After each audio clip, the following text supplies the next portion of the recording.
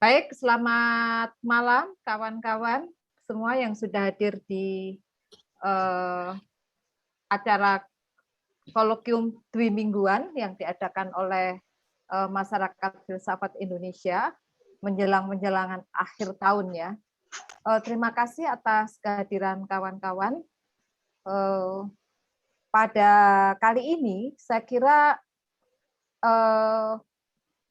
topik yang akan kita bahas itu sangat menarik dan boleh dibilang baru ya, karena mengenai filsafat antroposen yang sebenarnya di bidang filsafat ini masih membutuhkan pengakuan baik ontologis, epistemologis maupun etika. Tetapi masalah ini bukan masalah baru kalau kita lihat dari ranah geologi dan juga ranah-ranah yang lainnya. Saya teringat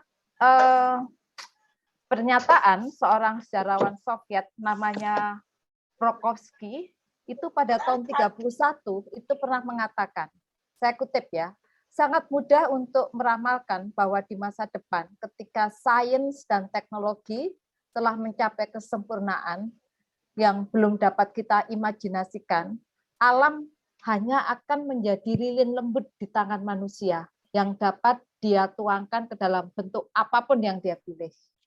Nah, pernyataan ini sebenarnya nanti yang juga akan mendasari Paul Crutzen yang pertama kali sebenarnya memperkenalkan istilah atau melemparkan istilah antroposen ini pada tahun 2000-an ya dalam sebuah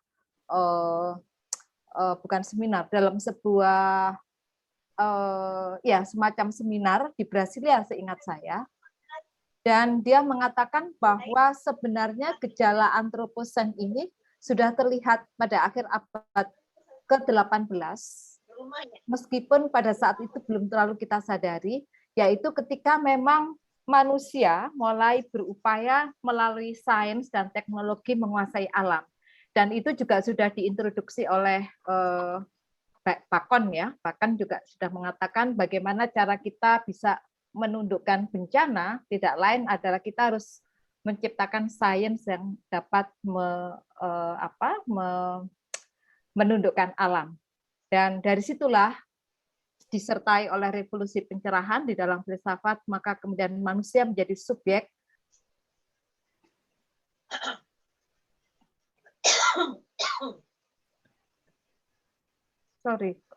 menjadi subjek yang selanjutnya kemudian berupaya untuk menaklukkan alam.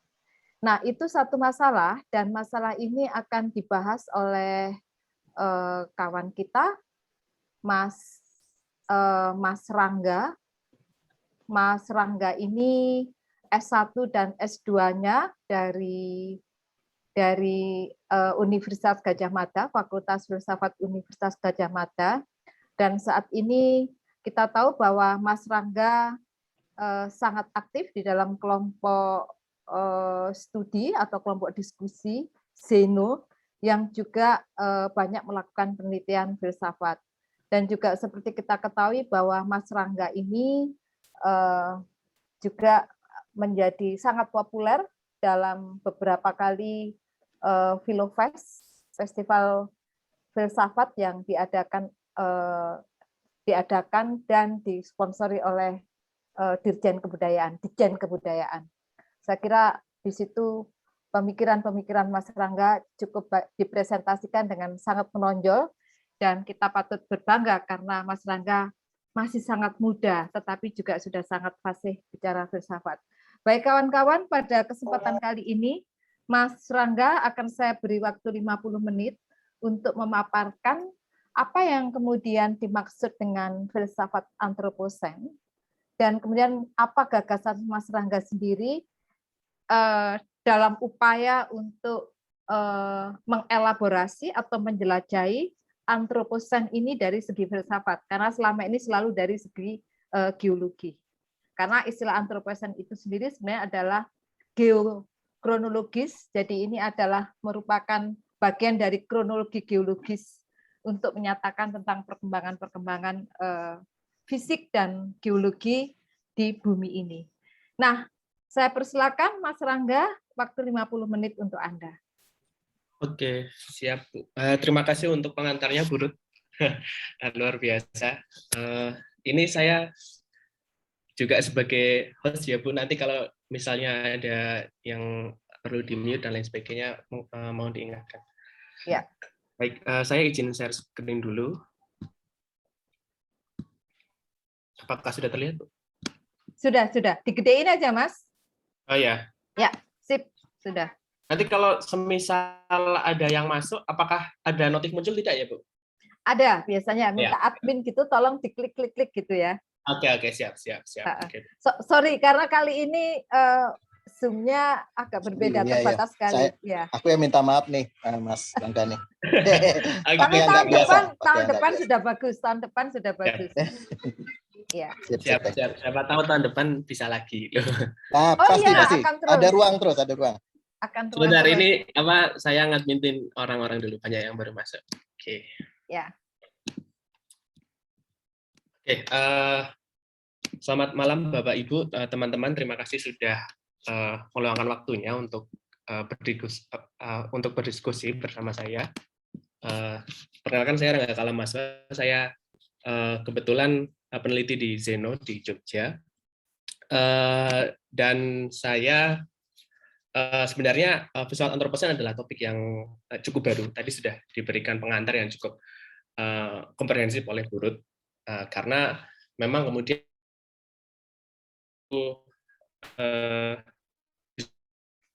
selesai di geologi formal, terutama di geokronologi dan juga geologi sejarah.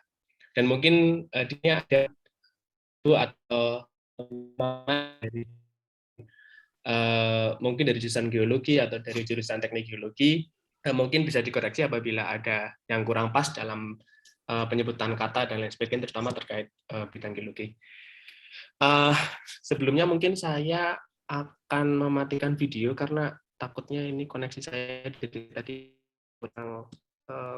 Iya, kayaknya ada gangguan sinyal. Kayaknya di banyak tempat ini. Iya. Hujannya memang cuaca buruk sama letusan Semeru ya. Iya. Oke, saya akan mulai.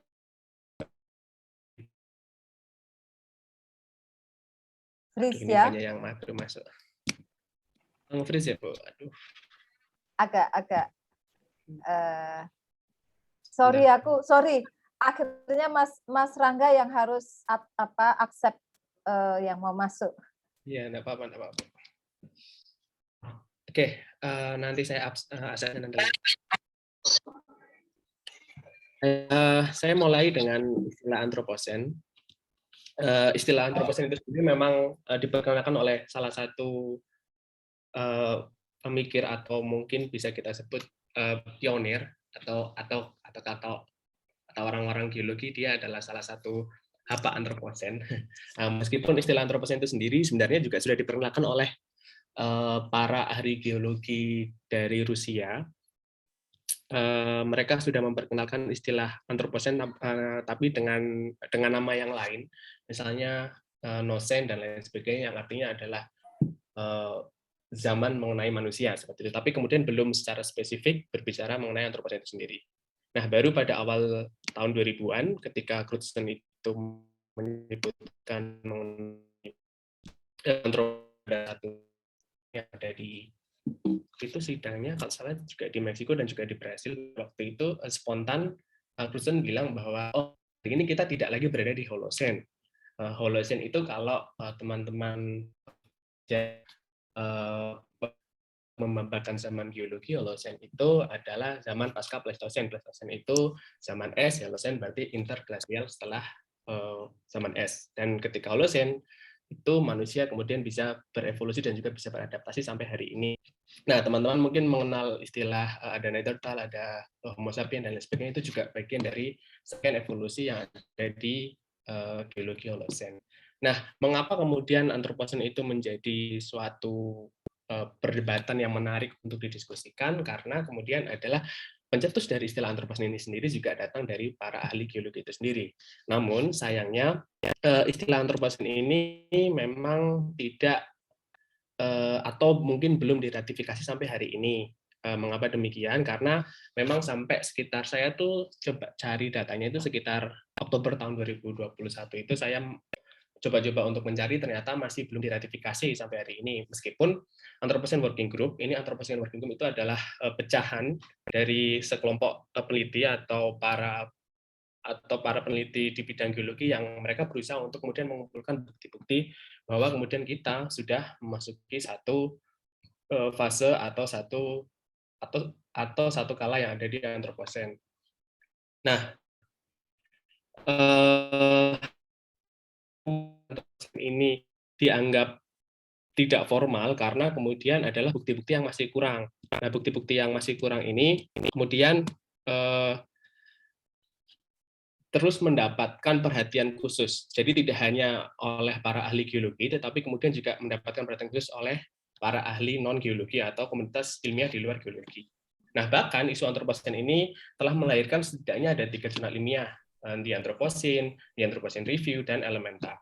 Nanti teman-teman atau Bapak Ibu mungkin bisa searching-searching bahwa kemudian seberapa sih dampak istilah Anthropocene ini ke bidang-bidang keilmuan lainnya. Nah, sebelum saya kemudian akan menjelaskan apa itu filsafat Anthropocene, memang istilahnya adalah istilah yang baru dan saya sendiri juga sedang berusaha untuk memformulasikannya seperti apa sih seharusnya filsafat itu melihat Anthropocene. Dan riset mengenai filsafat Anthropocene itu sendiri juga sangat sedikit dan sumbernya juga sangat cukup sulit untuk kemudian kita bisa memformulasikan seperti apakah filsafat Anthropocene itu. Nah, sebenarnya kesempatan kolokium ini juga saya sendiri juga kemudian tidak membawa ide 100% bahwa ini loh filsafat Anthropocene, tapi saya mungkin akan lebih banyak mengajukan diskusi kepada Bapak Ibu dan juga teman-teman yang ada di sini. Karena presentasi saya ini adalah bagian kecil dari perencanaan buku yang ingin saya tulis, yaitu mengenai filsafat Anthropocene. Mengapa kemudian saya ingin melakukan penelitian mengenai filsafat Anthropocene? Karena saya kemudian melihat bahwa bidang geologi selama ini selalu dipandang sebagai bidang yang hanya berfokus pada bagaimana sih kita melihat masa lalu, bagaimana sih kita memanfaatkan sumber daya alam semaksimal mungkin, tetapi kemudian kita tidak berusaha untuk melihat kembali bagaimana relasi kita antara manusia, lingkungan, sosial, dan juga bumi. Oke, di awal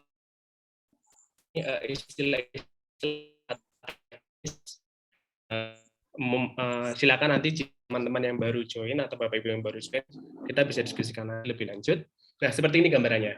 Jadi sebelum kita memahami Anthropocene itu seperti apa, kita harus membayangkan, membuat semacam kerangka berpikir bahwa di manakah posisi kita sebagai manusia hari ini. Nah, kalau kita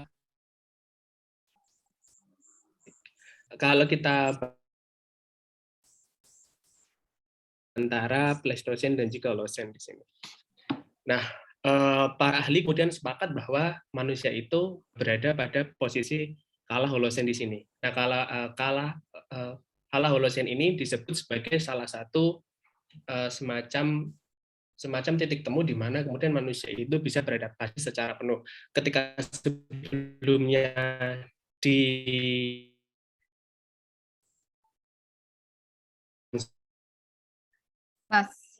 semacam beradaptasi, kemudian ya Bu, bagaimana? Ya, lanjut. Tadi hilang. Maaf. Enggak, sinyalnya tampaknya. Kita semua mengalami kok. Oke. Bandwidth-nya lagi low pasti. Oke, silakan. Ya, saya lanjutkan lagi. Sebentar, ini ada yang masuk. Bahwa kemudian kita itu mengalami semacam manusia itu salah satu makhluk yang sangat beruntung gitu kan. Karena apa? Karena kita kemudian bisa beradaptasi dan melewati salah satu kala atau semacam epos Pleistocene.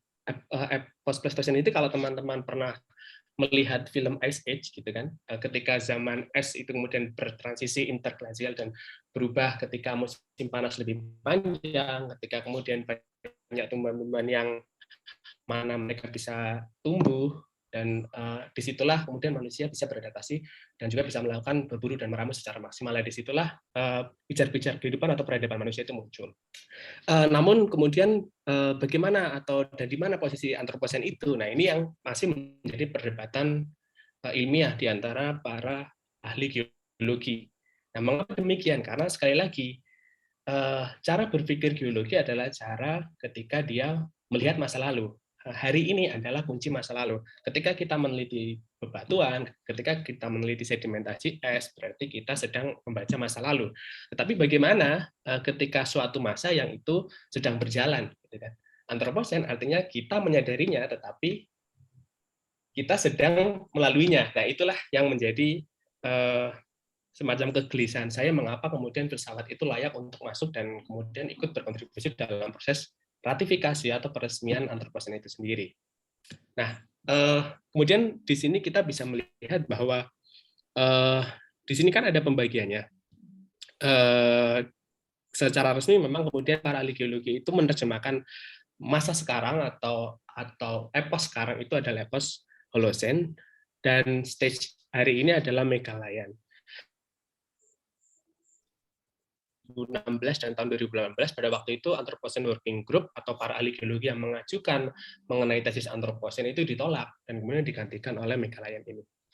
Artinya perjuangan untuk meratifikasi Anthropocene itu masih belum selesai dan bahkan baru dimulai. Mengapa demikian? Nanti akan saya jelaskan apa sih kesulitan-kesulitan dan mengapa Anthropocene itu kok lebih sering menjadi semacam istilah-istilah yang digaungkan, tapi dalam bidang geologi itu pun masih bermasalah. Saya seperti ini. Problem yang pertama adalah problem ratifikasi atau semacam pengakuan. Mengapa kemudian Anthropocene itu tidak kemudian diakui oleh para ahli geologi? Mengapa? Masalahnya apa?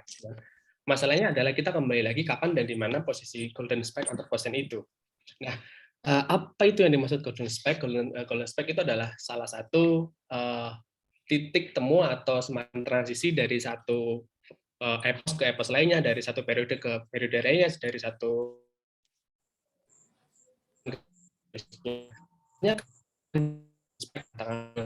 mengenai eranya juga.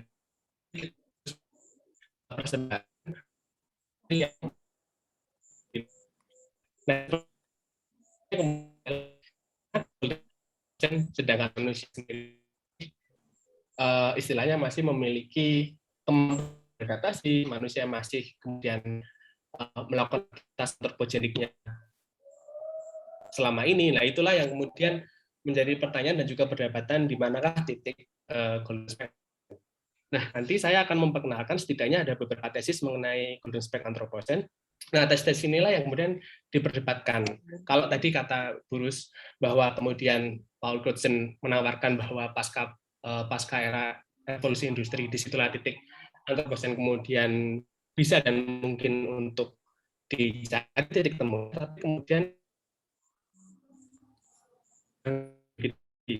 mengatakan untuk modifikasi suatu atau epos itu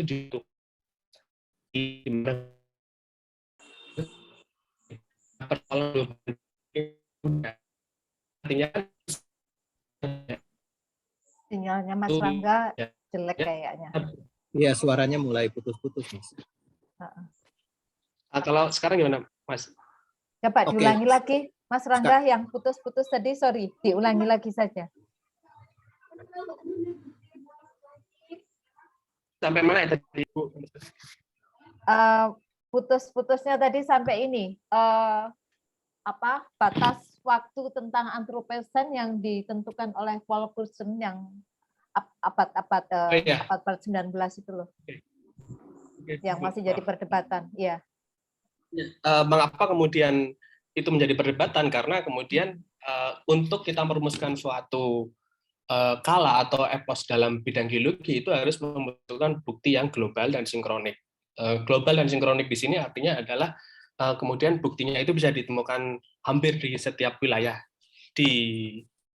misalnya di dunia, dan juga kemudian sinkronik artinya itu saling terhubung. Tapi kemudian ketika kita mengajukan satu bukti, misalnya buktinya di sini, misalnya di revolusi industri, misalnya di abad ke-18, misalnya seperti itu, atau kemudian di abad ke-17 dan seterusnya.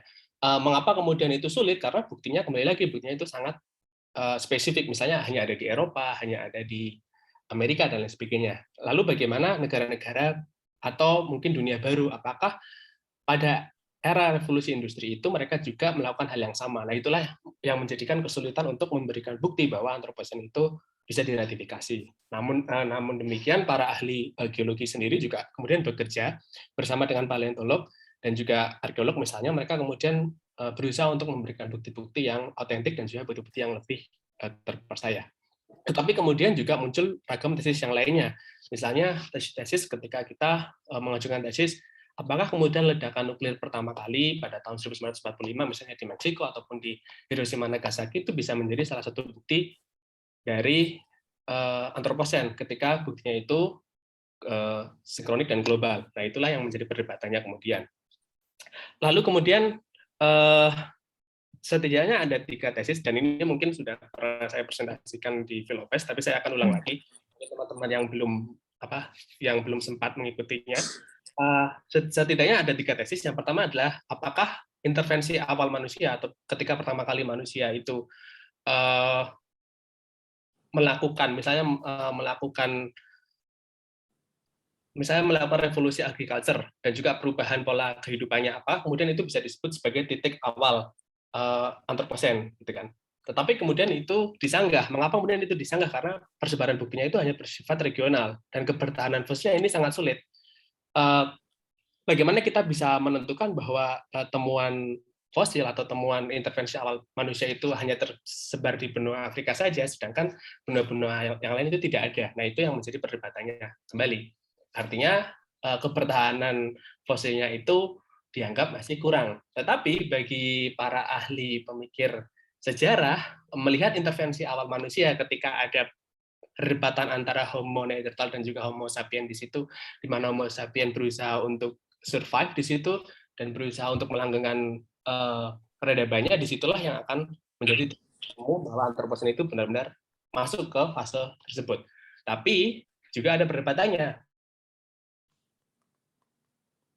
Menerima ya, kembali lagi buktinya tidak ada, bahwa bukti geologi itu cukup sulit dan cukup berat.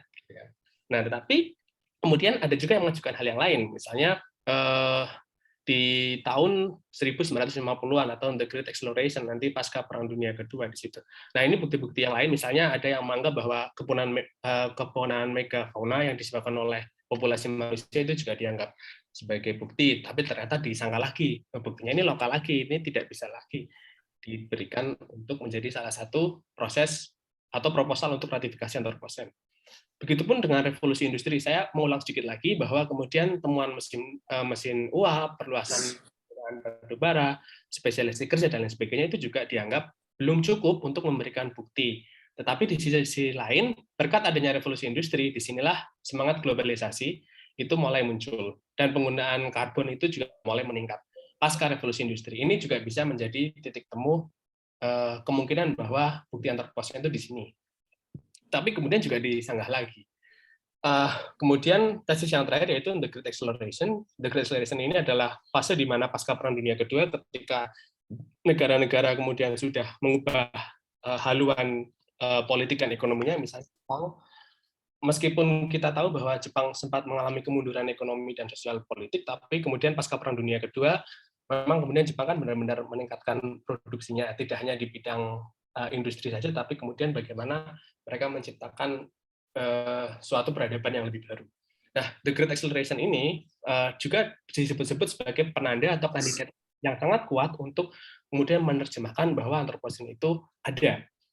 Nah, penanda ini dianggap pasca tahun 1950-an ini sebagai titik ledakan aktivitas sosial ekonomi masyarakat, dan ini dianggap serentak, global dan sinkronik.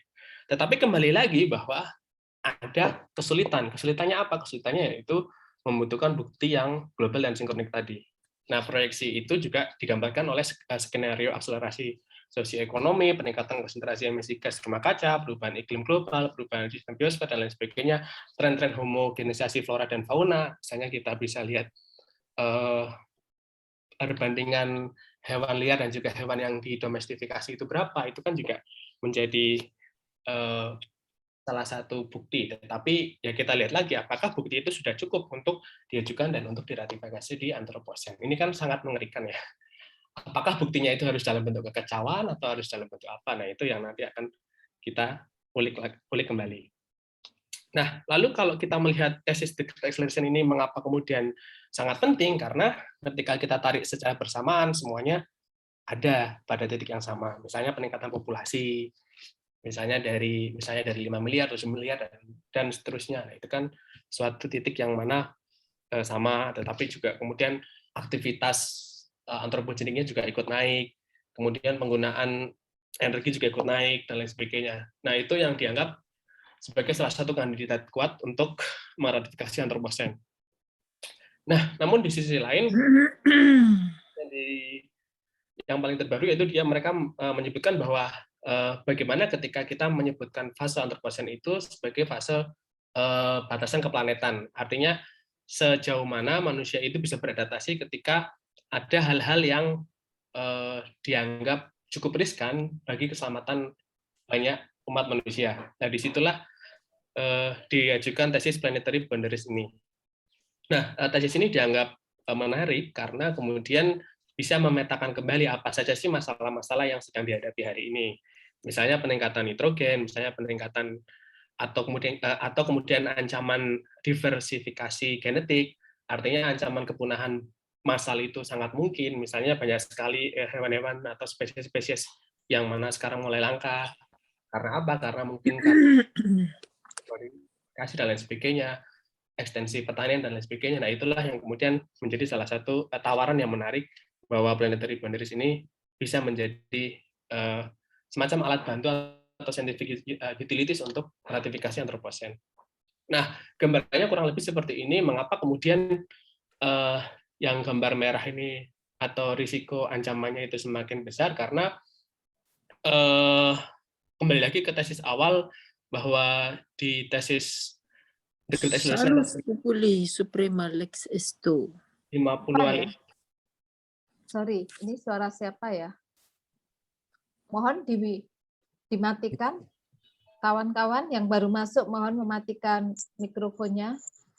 Oh, sudah, Bu. Sudah, oke, silakan.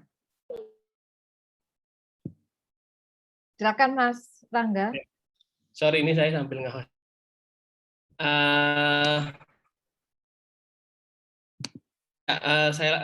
Saya lanjutkan bahwa kemudian tesis mengenai planetary boundaries ini kemudian bisa mendukung bahwa ratifikasi Anthropocene itu sangat dimungkinkan. Mengapa demikian? Karena dianggap bahwa ketika mereka melewati batas-batas ini atau risiko-risiko ini, maka kemudian manusia akan sulit beradaptasi. Nah, kita masih belum bisa memprediksi bagaimana gambaran 2050, katakanlah seperti itu.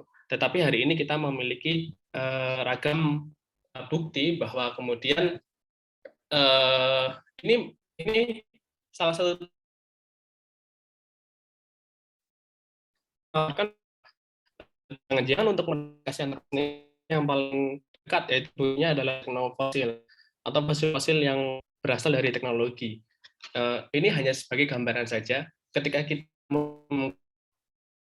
stratigrafi dalam geologi, apakah mungkin ketika sedimentasi tanah dan bebatuan di paling luar atau semacam sedimentasi termudanya itu mungkin akan ada sampah atau fosil-fosil yang membantu dalam bentuk teknologi? Itu yang kemudian menjadi pertanyaan sangat penting. Nah,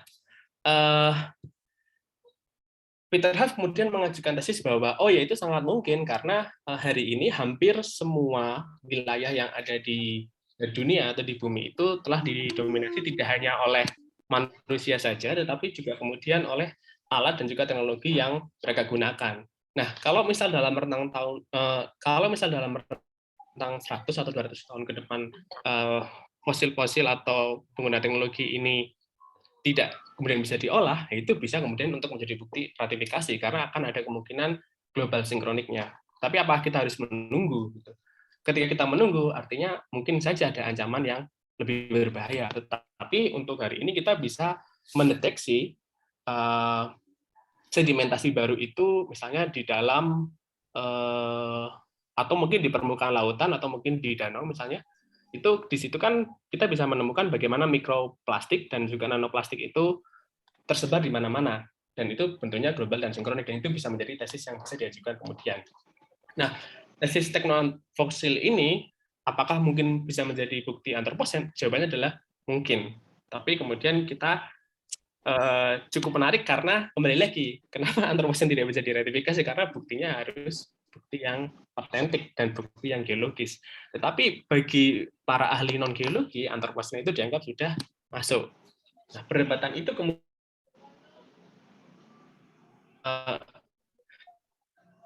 karena Crutzen pada tahun 2000 mendeklarasikan antroposen dan kemudian pada tahun 2009 AWG didirikan, lantas antroposen itu mendapatkan perhatian yang penuh oleh kalangan komunitas non geologi, termasuk ilmu sosial, termasuk ilmu budaya, termasuk filsafat, dan mungkin juga kan ini ada daunnya kan yang ini kan tak pecah dua. Pak, maaf, Bapak, mohon mikrofonnya dimatikan.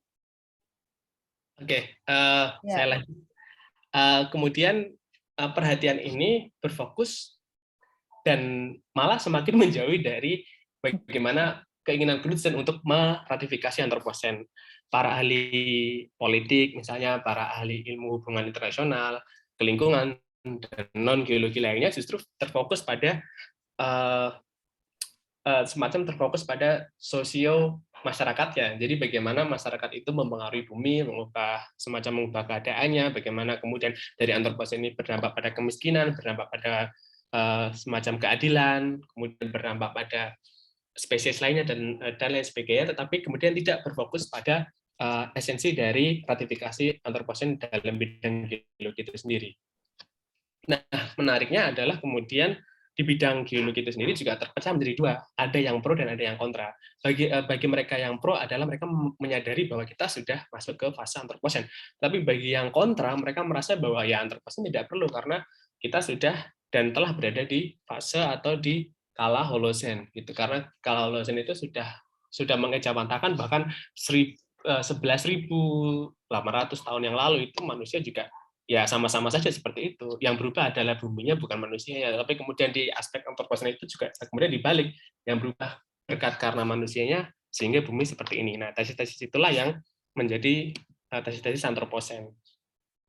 Nah, bukti-bukti itu kemudian diperkuat hanya sebatas bukti-bukti lingkungan, tetapi kembali lagi mengapa kemudian bahkan saat sidang geologi internasional pun antroposen masih sulit untuk dibuktikan karena ya pembuktian geologinya yang sangat sulit. Lantas bagaimana kemudian filsafat itu bisa berkontribusi untuk kemudian melihat tesis geologi antroposen. Nah, pembacaan saya mengenai geologi antroposen itu kita dari bahwa kita masuk ke fase antroposen, apakah kita sudah selayaknya merayakan atau justru meratapi apa yang sedang kita hadapi?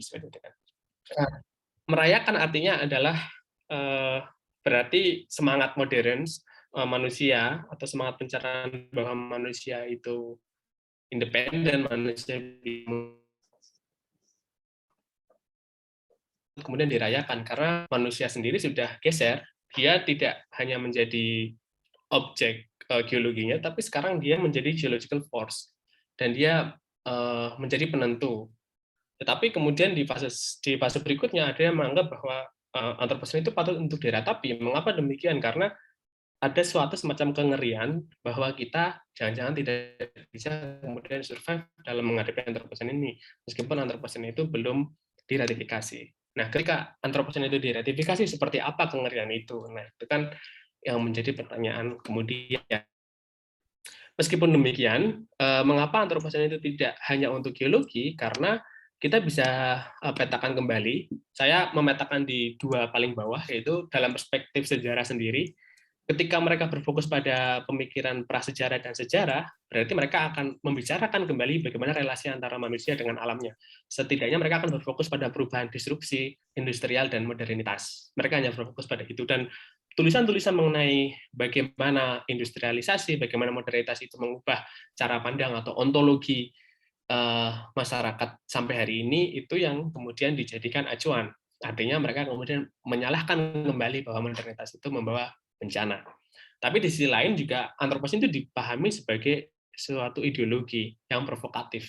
Misalnya dari kalangan Marxisme, mereka menganggap, atau mungkin dari beberapa pemikir, mereka menganggap bahwa namanya bukan antroposen, namanya mungkin kapitalosen, karena kapital yang kemudian membuka perdagangan bebas, kapital yang kemudian membuka globalisasi, kapital kemudian yang memungkinkan aktivitas antropogenik yang sangat luar biasa dan mengubah alam sebagaimana mestinya, misalnya seperti itu. Tetapi juga ada juga yang pada kajian postkolonial mereka merasa bahwa kolonialisme ini yang menjadi penyebab bagaimana fase atau kala antroposen itu dimungkinkan. Begitupun pandangan-pandangan yang lain, teknosfer, antroposen dan lain sebagainya. Dan ada banyak sekali kemudian tafsir-tafsir mengenai antroposen. Nah, inilah yang menjadi perdebatan dalam proses ratifikasi geologi antroposen.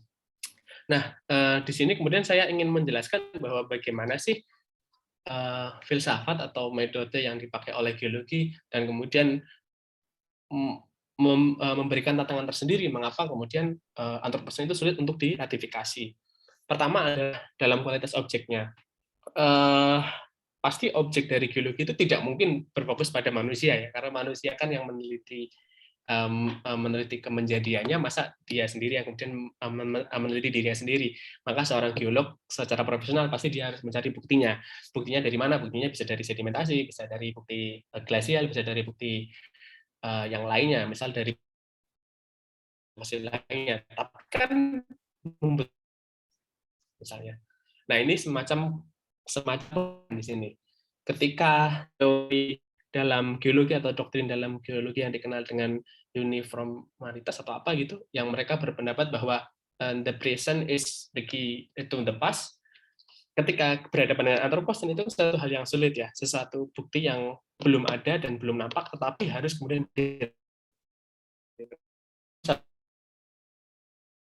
kembalikan ontologis di situ. Lalu geologi kembali lagi, karena sebagai natural science pasti akan melihat bagaimana kausalitas itu terjadi. Kembali lagi, dia harus melihat objek itu atau objeknya itu harus berdasarkan dari stratifikasi yang ada pada bukti-bukti dari sedimentasinya itu. Itu kan tidak bisa kemudian sembarangan ketika yang paling atas berarti yang paling mudah. Berarti kalau kita ingin meratifikasi antroposen berarti harus ada setidaknya mungkin 2 meter atau mungkin berapa meter. Nah, kemudian metodologinya juga tidak sembarangan, tidak hanya sekadar melakukan refleksi lalu kemudian antroposen itu bisa diratifikasi. Nah, di posisi inilah yang menurut saya mengapa para ahli geologi itu tetap ingin membuktikannya terlebih dahulu baru bisa meratifikasinya. Itu akan berbeda ketika kita berbicara pendekatan geologi, itu akan berbeda ketika kita berbicara mengenai pendekatan non-geologi antroposen, yang dimana spekulasi yang diutamakan terlebih dahulu untuk kemudian meratifikasi baru policy apa yang akan diadakan, seperti itu. Meskipun nanti akan muncul perdebatan berikut-berikutnya. Nah, perdebatannya itu seperti apa? Nah, perdebatannya adalah seperti ini. Mengapa kemudian pesawat antroposen itu perlu?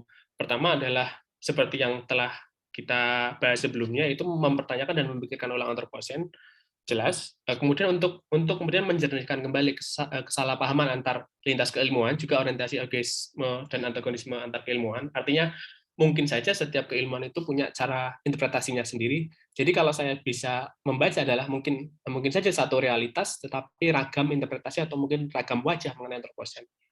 Nah, itulah yang menurut saya di sini tugas filsafat kemudian untuk membaca dan menjernihkan itu. Dan juga untuk menyelesaikan persoalan kecerdasan intelektual, kerancuan penggunaan kata, dan juga gerakan omong kosong. Artinya, term antroposen itu seringkali dipakai oleh para politisi, mungkin oleh para orang-orang yang punya gerakan lingkungan tertentu, tapi dia hanya menggunakan istilah itu hanya untuk dicomot dan tidak dijelaskan secara lebih lanjut apa itu antroposen. Pada dalam sisi itu bukan term yang formal, gitu kan. Nah, itu yang perlu kemudian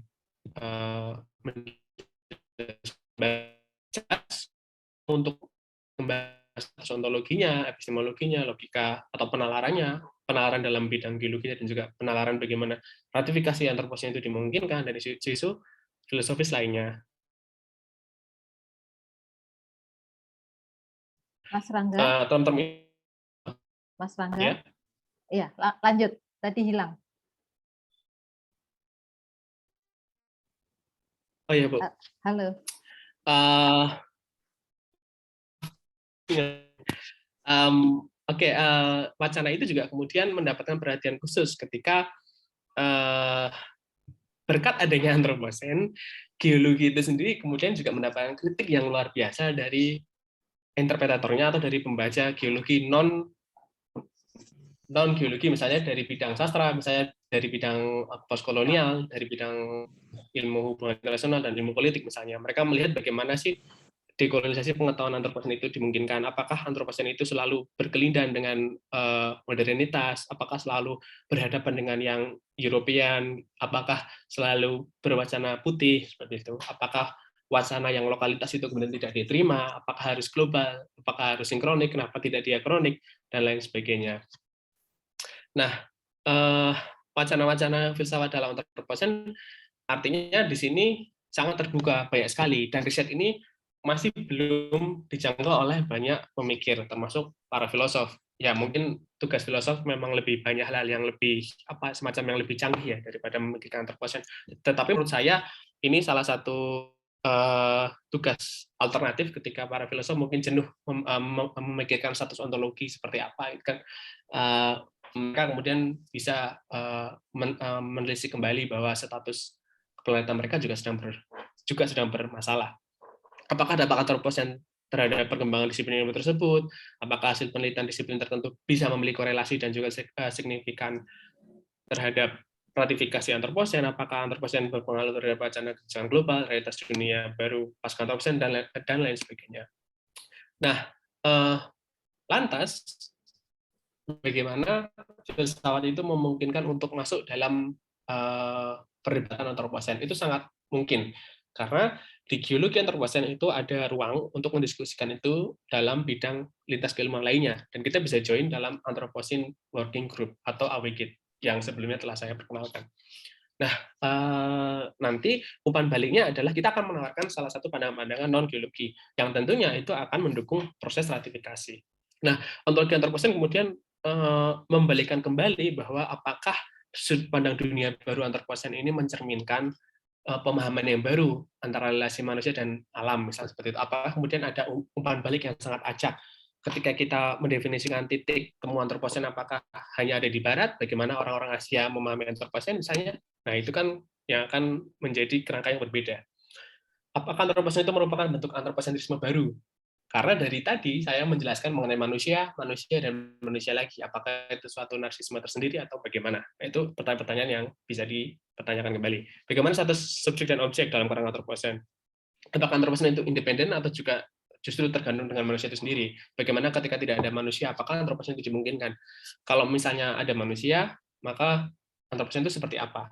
Pertanyaan kemudian adalah manusia yang seperti apakah yang memungkinkan antroposen itu ada? Bagi saya bisa menjawab bahwa antroposen itu bukan antroposentrisme.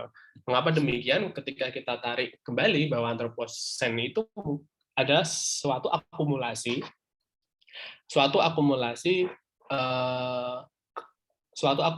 kegiatan massal antropogenik yang terjadi selama berpuluh-puluh tahun atau bahkan beratus-ratus tahun, dan dampaknya baru kemudian bisa dirasakan hari ini.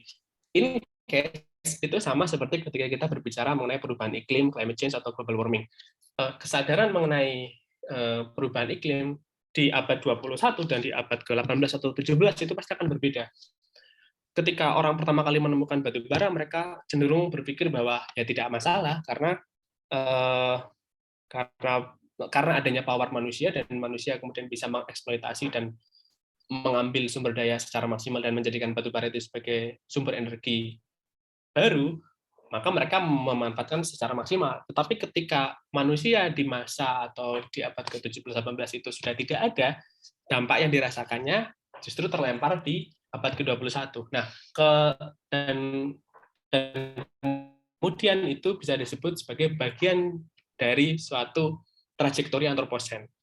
Itulah yang kemudian membalikkan kembali bahwa status antroposentrisme atau manusia sebagai pusat dari antroposen itu digoyahkan. Apalagi ketika kita menghadapi antroposen sebagai tesis terra incognitanya, itu cukup sulit sekali. Bagaimana kita memprediksi bahwa bagaimana kemudian kita bisa mengatur miliaran orang, bagaimana miliaran orang itu memiliki aktivitas antropogenik yang berbeda-beda. Kan itu kan masih menjadi pertanyaan yang sangat besar. Lalu kemudian manusia juga shift tidak hanya sebagai subjek, geser menjadi objek geologinya. Kalau misalnya diasumsikan manusia sebagai segala-segalanya, maka bagaimana dia bisa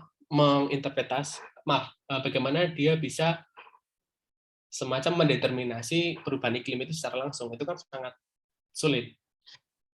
Meskipun kita tahu bahwa ada semangat-semangat yang telah diperjuangkan oleh para politikus atau para pemimpin dunia, misalnya melalui kebijakan Kyoto, Paris, dan paling baru kemarin yang ada di Glasgow misalnya, itu kan ya itu hanya jangka waktu tertentu, dan fokus yang diberikan adalah tidak fokus kemudian pada persoalan antroposen ini.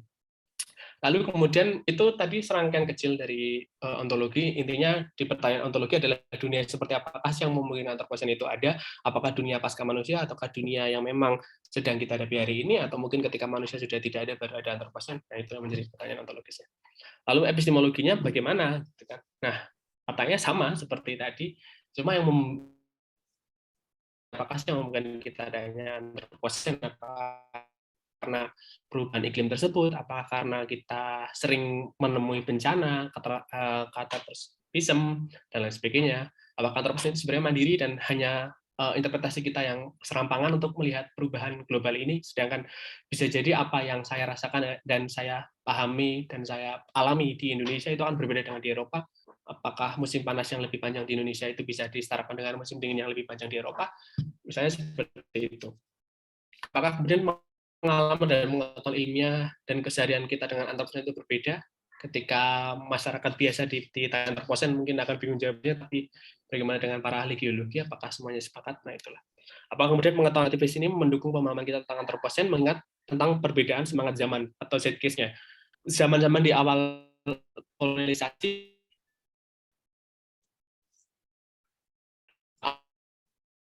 ini pun berbeda. Dan itulah yang kemudian apakah antroposen itu hanya menjadi kepemilikan zeitgeist tertentu, misalnya kalau di tesis yang tadi pertama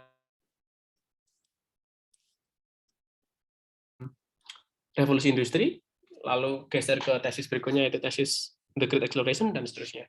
Nah, epistemologi ini yang kemudian memberikan pertanyaan-pertanyaan lebih lanjut, bagaimana relasi kita dengan yang non-human, yang more than human, itu apakah selalu berkelindahan dengan keragaman yang sebelumnya telah saya jelaskan mengenai onto epistemologinya. Bagaimana komitmen epistemik kita yang membedakan antara pengalaman dan pengetahuan yang konteks tertentu, share sensual kita, intersubjektivitas kita, mengapa kemudian kita sepakat bahwa kita sedang mengalami perubahan iklim misalnya. Apakah pemahaman epistemik kita itu terberi terhadap struktur antroposen yang sebelumnya? Apakah kemudian apa yang telah dipahami di modern itu pasti kemudian turun di abad ke-21 misalnya. Lalu aksiologinya misalnya atau berkaitan dengan nilai, bagaimana nilai-nilai itu, bagaimana nilai di antara satu wilayah dengan wilayah lain, bagaimana semangat zaman atau zeitgeist di Eropa ketika muncul revolusi industri itu disamakan dengan Asia pada waktu itu. Itulah yang menjadi perdebatan tersendiri bahwa apakah ketika antroposen itu diratifikasi, apakah kemudian tidak mengubah struktur pemahaman nilai atau moral masyarakat global, misalnya seperti itu. Lalu pertanyaan terakhir adalah siapa manusia yang paling bertanggung jawab atas antroposen? Itu kan ketika term antroposen juga bermasalah karena manusia yang mana, gitu kan? Apakah manusia Indonesia yang patut untuk disalahkan? Apakah manusia borjuis? Apakah manusia Afrika? Apakah manusia Eropa, misalnya? Ataukah Antartika yang kemudian patut untuk bertanggung jawab atas semua yang telah terjadi seperti itu? Ataukah mungkin semuanya bersama-sama? Apakah itu cukup adil? Seperti itu.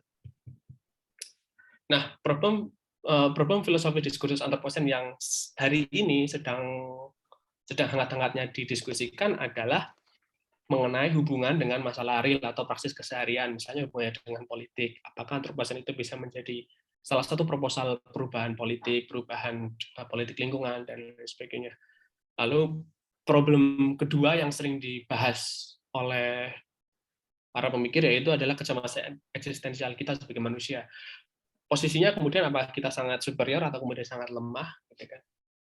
Meskipun 11.800 tahun sudah berevolusi dan lain sebagainya, tapi ketika kita berbicara geologi, rentang kita itu sangat kecil sekali. Dan mungkin sangat kecil sekali, tapi kita merasa bahwa waktu yang kita sudah jalan itu cukup lama ya. Padahal kalau dalam rentang geologi itu 75 juta tahun yang lalu, misalnya,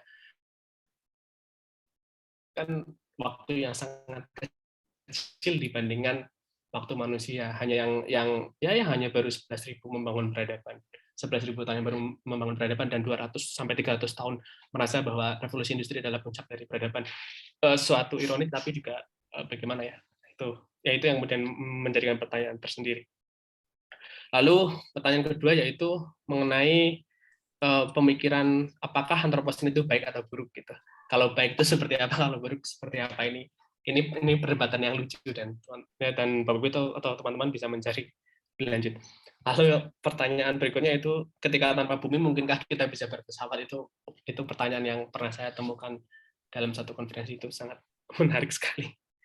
Kalau tidak ada bumi apa kita masih bisa berpesawat atau tidak, ataukah mungkin kita ikut proyeknya Elon Musk harus ke Mars misalnya.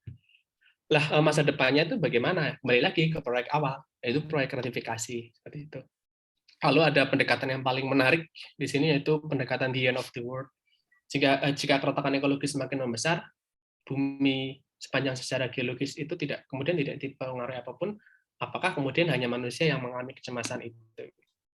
Lalu ini yang ketiga adalah the word of many words. Apakah ada sebuah dunia yang ragam dalam skala antroposen?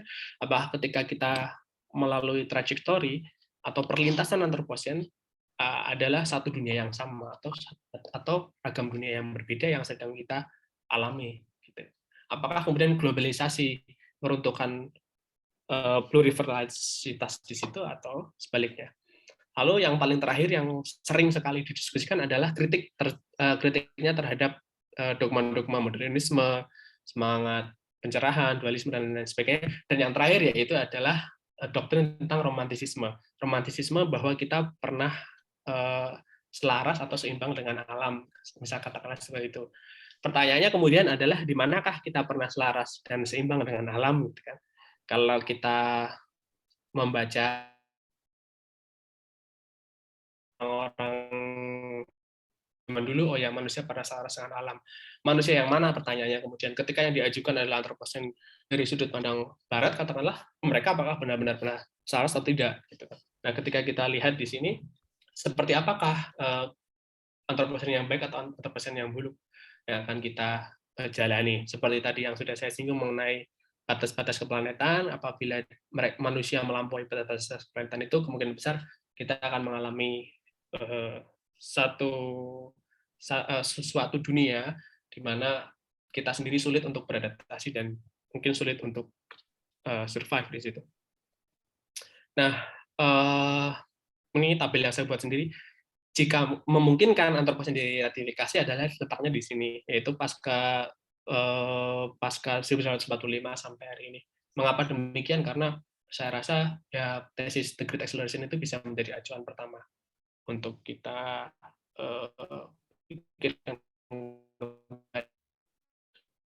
Dan terakhir, yaitu dari kalangan pemikir Marxis, mereka memikirkan bahwa syarat suatu epos atau kala itu harus ada subkalanya. Lihat di sini Pleistosen itu ada subkala-kalanya, atau Holocene itu punya subkalanya. Ini tipe, sorry. Misalnya yang paling terakhir adalah Megalayan. Dan jika mungkin, apakah kemudian Anthropocene itu harus meratifikasi subkala Kapitalian? Artinya, berarti kalau Kapitalian berarti kemungkinan besar 300 atau 200 tahun ke belakang. Ya, kita cari jejak-jejaknya. Dan harus global dan sinkronis. Begitulah sedikit pemaparan dari saya. Saya mohon maaf apabila tadi sinyal, karena juga ikut menerima beberapa teman yang baru masuk. mungkin itu dulu dari saya, Bu Ruth. Terima kasih. Terima kasih Mas Rangga. Saya kira paparan Anda sangat luas ya mengenai antroposen. Tetapi kalau boleh saya sederhanakan bahwa ke dalam filsafat, maka ada pertanyaan dasar ketika kita mulai memasukkan antroposen ke dalam filsafat. Yang pertama sebenarnya adalah pertanyaan ontologis, di mana posisi manusia terhadap alam, terhadap kosmos, terhadap bumi, dan sebagainya. Itu yang paling penting. Dan tadi Mas Rangga berpendapat bahwa posisi manusia adalah agen geologi, jadi bukan antroposentrismenya, bukan pada di situ. Tetapi sebagai agen geologi, kalau kita lihat secara historis, dia bisa menjadi subjek, tapi juga bisa menjadi objek. Tampaknya ini bisa kita bawa ke dalam deep ontologinya Roy Bhaskar ya. Nanti akan menarik kalau kita bicara tentang dimensi intransitif dan transitif dalam konteks menempatkan manusia dan alam. Lalu secara epistemologi dan ada pertanyaan, epok antroposen ini dimulai dari kapan? Apakah ketika manusia dan kebudayaannya itu sudah ada di bumi? Artinya ketika ada manusia itu apakah juga sudah menciptakan epok tentang antroposen atau ketika sudah ada kebudayaannya? Maka kemudian dia lihat ketika titik tolaknya bisa manusia zaman batu, ketika sudah menemukan teknologi yang paling sederhana, sampai industri, dan kemudian sampai globalisasi pasca Perang Dunia Kedua. Tetapi yang juga menarik adalah pertanyaan aksiologisnya kemudian. Siapa yang harus bertanggung jawab, manusia mana yang harus bertanggung jawab terhadap antroposen ini? Manusia mana? Apakah kaum borjuasi, atau kaum proletar, atau ras kulit putih, atau ras kulit hitam, atau kulit berwarna? Nah, ini pasti akan menarik bagi yang tertarik dengan Marxisme, pasti ini akan menjadi perdebatan yang luar biasa. Tetapi baik, apapun pembahasannya sangat luas, saya hanya bisa menyederhanakan ke dalam 3 pertanyaan besar tadi, pokok. Silakan siapapun yang mau menanggapi, bisa Anda menulis pada kolom chat, atau langsung saja angkat raise hand ya, dengan menyebutkan nama dan dari mana asalnya. Silakan. Apakah di kolom chat sudah ada? Atau silakan kalau ada yang mau raise hand langsung.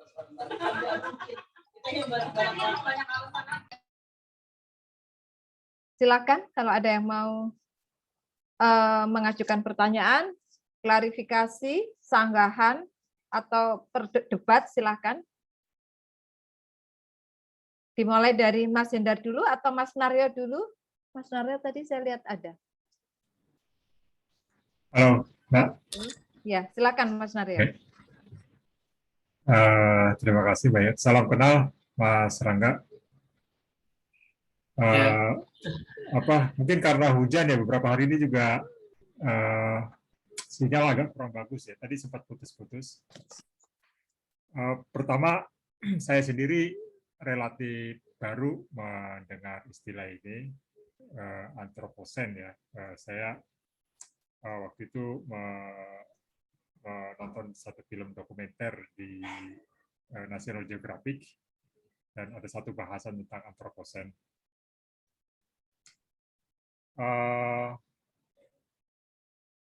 Saya masih belum betul-betul menangkap ya gagasan yang ingin disodorkan di dalam antroposen ini.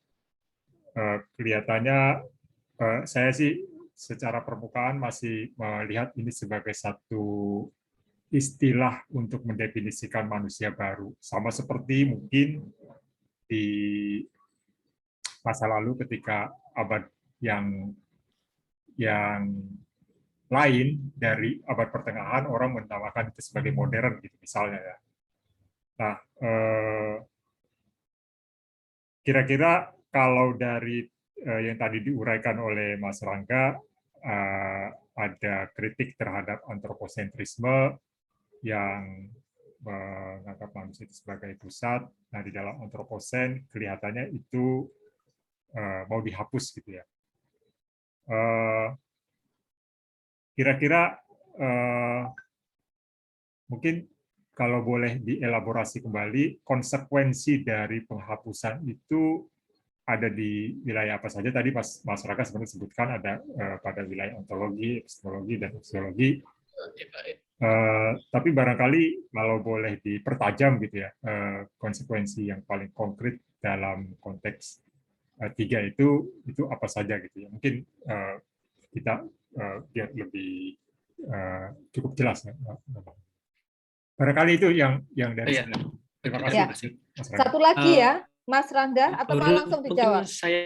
Langsung dijawab? Oh ya, boleh. Silakan kalau mau langsung jawab. Oh ya, langsung saja. Nanti masih ada berikutnya. Ya, silakan. Terima kasih. Jadi kebetulan di perdebatan saat ini yang memang sangat keras kritik terhadap antroposentrisme dalam antroposen itu adalah di landasan ontologinya. Mengapa demikian?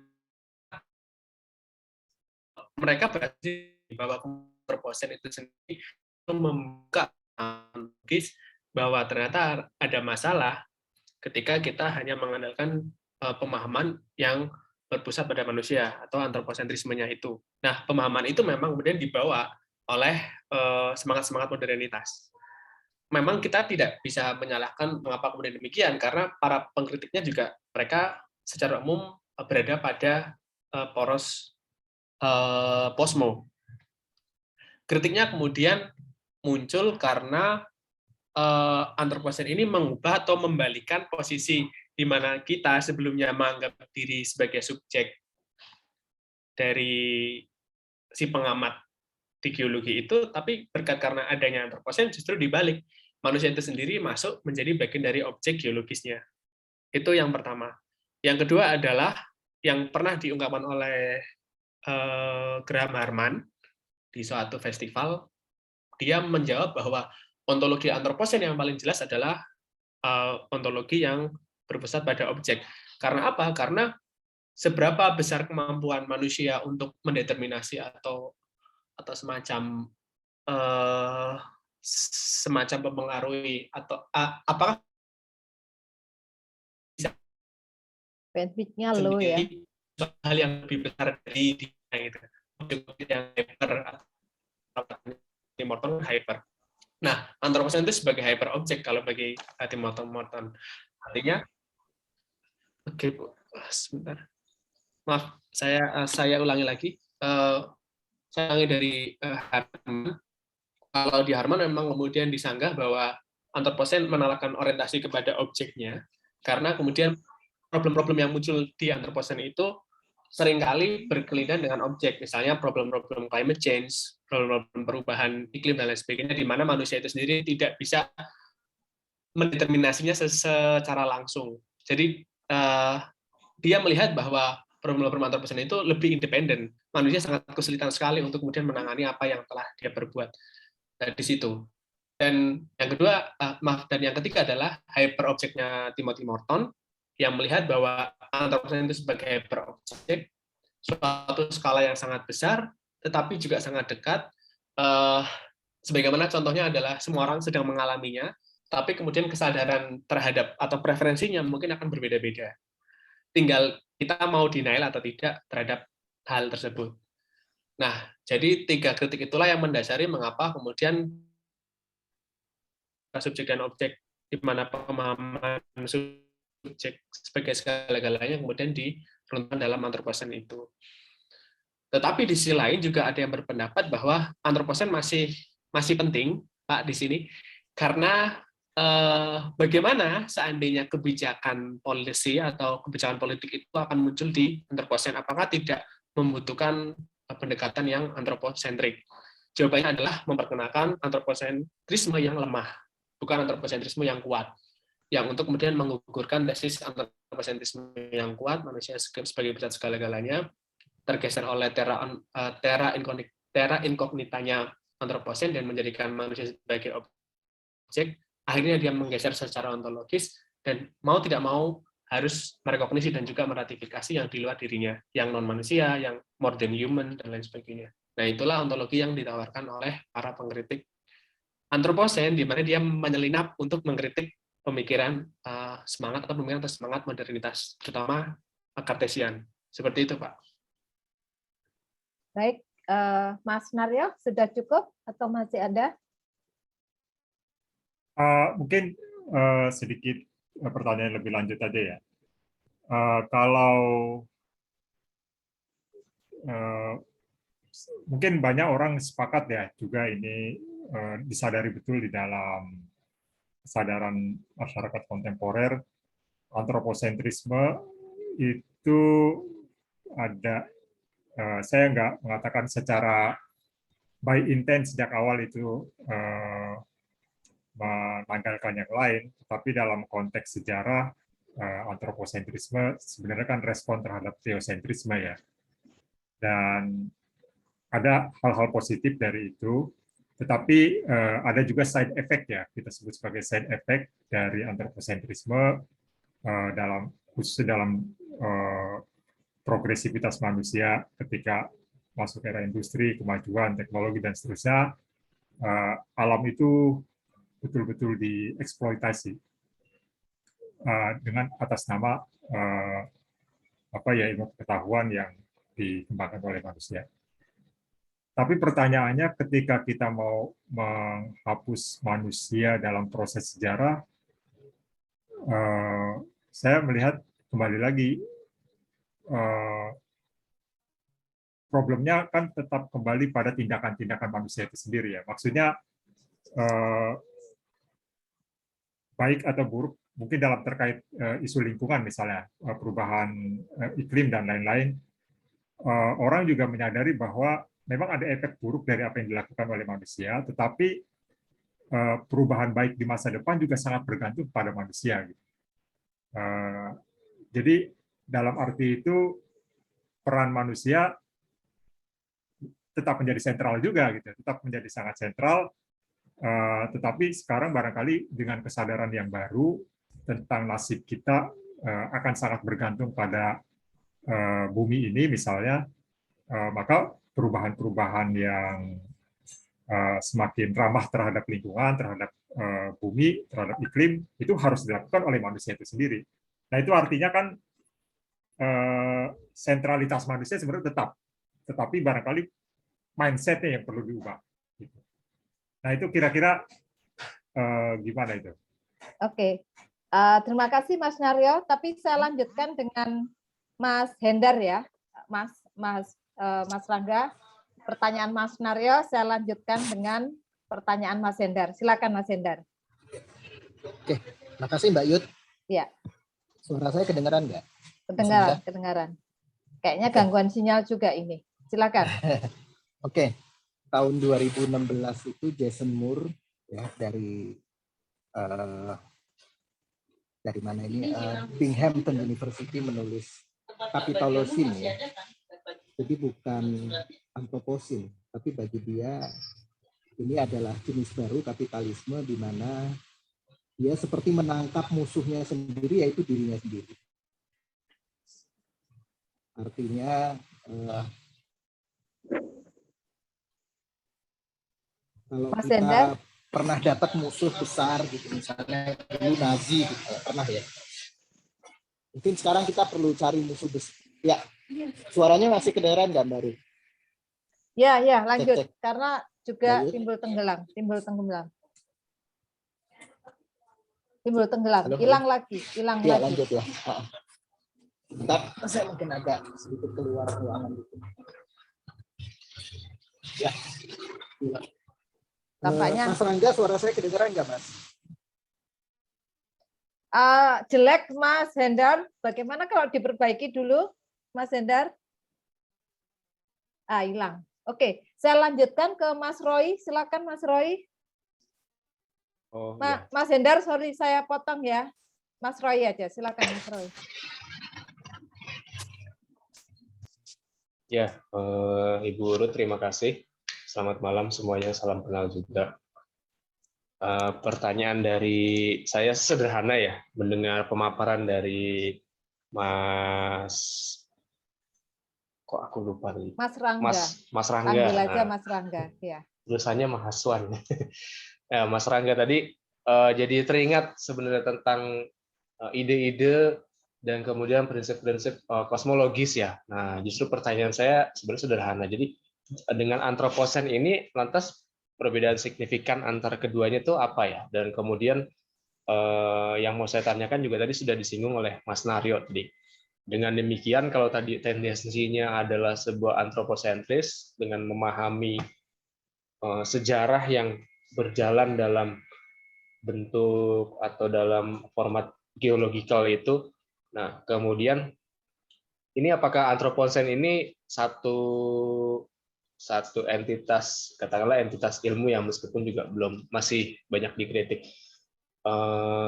Apakah ada kaitannya dengan tendensi promosi kepada etika yang semula memang kental dengan antroposentris ke arah yang sekarang kan kemudian kita kerap kali melihat manusia semakin peka terhadap bukan cuma kepentingan diri sendiri tapi pada dinamika sosial dan kemudian lebih luas lagi pada lingkungan.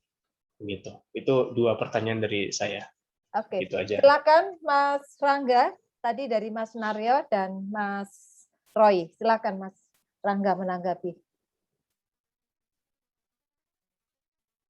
Untuk Pak Naryo, saya rasa memang ya manusia kemudian tidak bisa dihilangkan begitu saja untuk perdebatan antropos. Itu tadi saya cuplik beberapa penawaran bahwa kita harus kembali ke objek seperti halnya Harman di situ, untuk kemudian memahami kembali bahwa realitas antroposen itu memang benar-benar ada. Tapi kemudian memang akhir-akhir ini saya lihat mengapa antroposentrisme itu dikritik keras dan posisi manusia itu dikritik keras, karena dampak apa sih yang telah disebabkan sehingga antroposen itu muncul, dan itu memungkinkan karena antroposentrisme itu. Tetapi kembali lagi bahwa dalam perdebatan aksiologinya yang kemudian dipertahankan adalah antroposentrisme lemah atau antroposentrisme yang lebih melunak. Artinya kemudian saya sepakat kembali lagi ke Pak Naryo tadi bahwa ya kita masih antroposentrisme, tetapi kemudian yang membedakan adalah cara pandang kita melihat hal tersebut atau melihat perubahan yang sudah sangat kritis dan sangat dramatis sekali. Kemudian saya menyambung ke Pak Roy bahwa terutama pertanyaan kedua mengenai manusia itu, kalau di sudut pandangnya geologi susahnya seperti ini sih. Itu tuh hanya penamaan, gitu kan. Nama antroposentrisme atau antroposen di dalam suatu bidang geologi itu kan suatu nama yang sangat kontroversial, nama yang mungkin saja akan menimbulkan perdebatan secara mendalam. Tetapi bagi para ahli geologi, mereka menyanggah hal tersebut dengan berkata bahwa itu tidak akan ada masalah, karena itu hanya penamaan saja. Seperti halnya penamaan dinosaurus Jura, itu kenapa kita menempatkan nama Jura, karena memang dominasi dinosaurus pada waktu itu memang sangat besar dan buktinya sangat banyak. Makanya kemudian istilah yang paling tepat adalah menempatkan manusia di situ. Lalu pertanyaan yang pertama tadi, saya mohon maaf sempat putus-putus saya mengenai kosmologi ya, kalau tidak salah Ibu. Mas Roy, silakan. Perbedaan signifikan antara kosmologi, pemahaman kosmologi dengan pemahaman yang antroposen itu.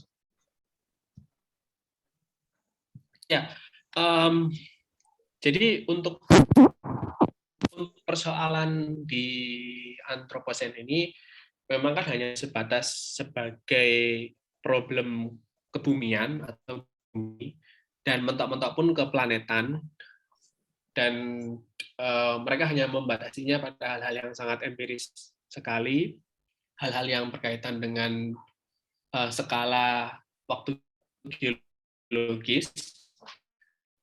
Kosmologinya saya rasa ya kembali lagi ke perdebatan relasi antara manusia dan alam atau manusia dan bumi itu sendiri. Karena dalam perdebatan antroposen, bumi dan dunia itu dibagi, Ibu Ruth dan juga Pak Roy, bahwa pemahaman bumi adalah pemahaman identik bahwa kita itu hidup dan tinggal, dan kita menapa dan kita hidup di situ. Tapi ketika kita berbicara mengenai dunia, itu selalu berkelindahan dengan semangat zamannya, semangat peradaban. Jadi berbicara mengenai antroposen adalah berbicara mengenai bumi. Tapi kemudian di dalam bumi itu ada banyak sekali pembabakan dunia-dunia yang berbeda. Nah, pertanyaan kemudian yang muncul adalah mengenai manusia tadi, kembali lagi. Apakah mungkin pluriversal atau sebuah dunia yang ragam akan dunia banyak yang selama ini kita hidupi, misalnya dunia saya, dunianya Bur, dunianya Pak Roy, dunianya Pak Senario, dunianya teman-teman, Bapak Ibu, dunia Eropa, dunia ini, itu apakah akan sama atau tidak ketika kita mengacu pada satu preferensi yang sama, yaitu satu preferensi bumi, satu preferensi skala waktu geologi antroposen itu. Nah, itu yang menurut saya menarik untuk kemudian diperjelas lagi. Dan kosmologinya sendiri secara eksplisit memang saya belum menemukan, artinya itu ada ruang yang cukup besar, dan mungkin saja Pak Roy bisa meneliti itu lebih lanjut, seperti apa sih kosmologi antroposen itu. Dan disitulah, dan malam inilah saya ingin menghadirkan bahwa filsafat punya PR, bahwa ada kawan kita di lintas geologi itu membutuhkan ragam perspektif kita untuk melihat antroposen itu. Seperti itu sih. Oke, Mas Rangga? Sudah? Hilang Mas Rangga? Hilang lagi? Ya, Mas sudah. Rangga? Oh, sudah. Oke, Sorry. hilang soalnya. Oh, iya. Silakan Mas Hen. Silakan Mas Hendar. Aduh, ini maaf, omongan kita terputus-putus satu sama lain. Silakan Mas Hendar. Semoga udah baik ya. Terima kasih Mas Rangga udah sharing ya. Suara saya segini kedengeran nggak? Lumayan. Di saya lumayan. Di Mas Rangga gimana? Mas Rangga gimana? Suara saya kedengeran nggak segini? Cukup. Oke, Mas. Oke. Tahun ini ada 2 challenge ya dari pemikir barat tentang antroposen ini. Katakanlah di tahun 2000 diajukan oleh siapa tadi pemenang Nobel Kimia itu ya? Crutzen. Paul Almarhum Pak Crutzen. Paul Crutzen. Tapi tidak lama setelah itu, dan itu memang menjadi perdebatan ya, katakanlah 20 tahun terakhir. Di tahun 2016 itu ada tulisan dari Jason W. Moore. Itu adalah sosiolog ya dan sejarawan lingkungan dari Birmingham University di New York. Dia menulis buku Anthropocene or Capitalism. Capitalism. Nature, History, and the Crisis of Capitalism. Nah, di dalam buku itu tentu saya tidak mungkin bahas bukunya, tetapi paling nggak challenge-nya ada 2 hal. Yang pertama, bagi dia seolah-olah diskusi atau diskursus tentang antroposen ini menggiring kita untuk menuju pada di satu sisi kesadaran yang baru tentang nasib planet bumi ini dan bagaimana peran kita di dalamnya. Tetapi di sisi lain itu seperti menyembunyikan kerakusan dari kapitalisme dan tanggung jawab yang seharusnya melekat pada 100 korporasi yang sejak tahun 88 bertanggung jawab terhadap 70% emisi gas rumah kaca. Yang mana sekarang lebih banyak diarahkan pada jejak karbon. Ya. Diarahkan pada jejak karbon footprint itu, dan aktivitas konsumsi.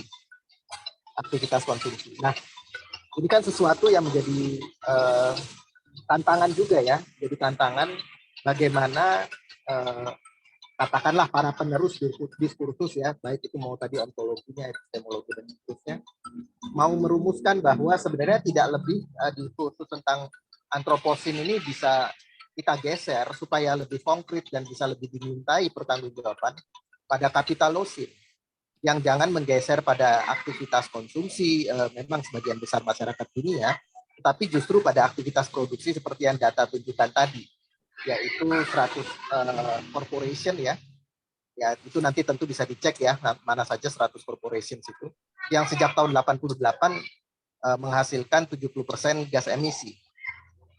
Nah, ini artinya satu tantangan untuk membedah bagaimana antroposen ini bisa tetap dipertanggungjawabkan secara katakanlah epistemologis. Yang kedua, negantroposen yang term yang dikeluarkan oleh Bernard Stiegler ya, almarhum, tahun 2018. Dikatakan di sini juga bahwa antroposen dapat membawa kita pada jurang nihilisme yang baru, semacam dead end ya, semacam apa ya, sebuah jalan buntu, karena istilahnya ujung-ujungnya bumi juga akan hancur, dan itu terjadi percepatan kehancuran itu karena ulah manusia, karena teknologi, dan karena begitu beberapa hal lain yang disampaikan dalam buku Nikantroposin tersebut.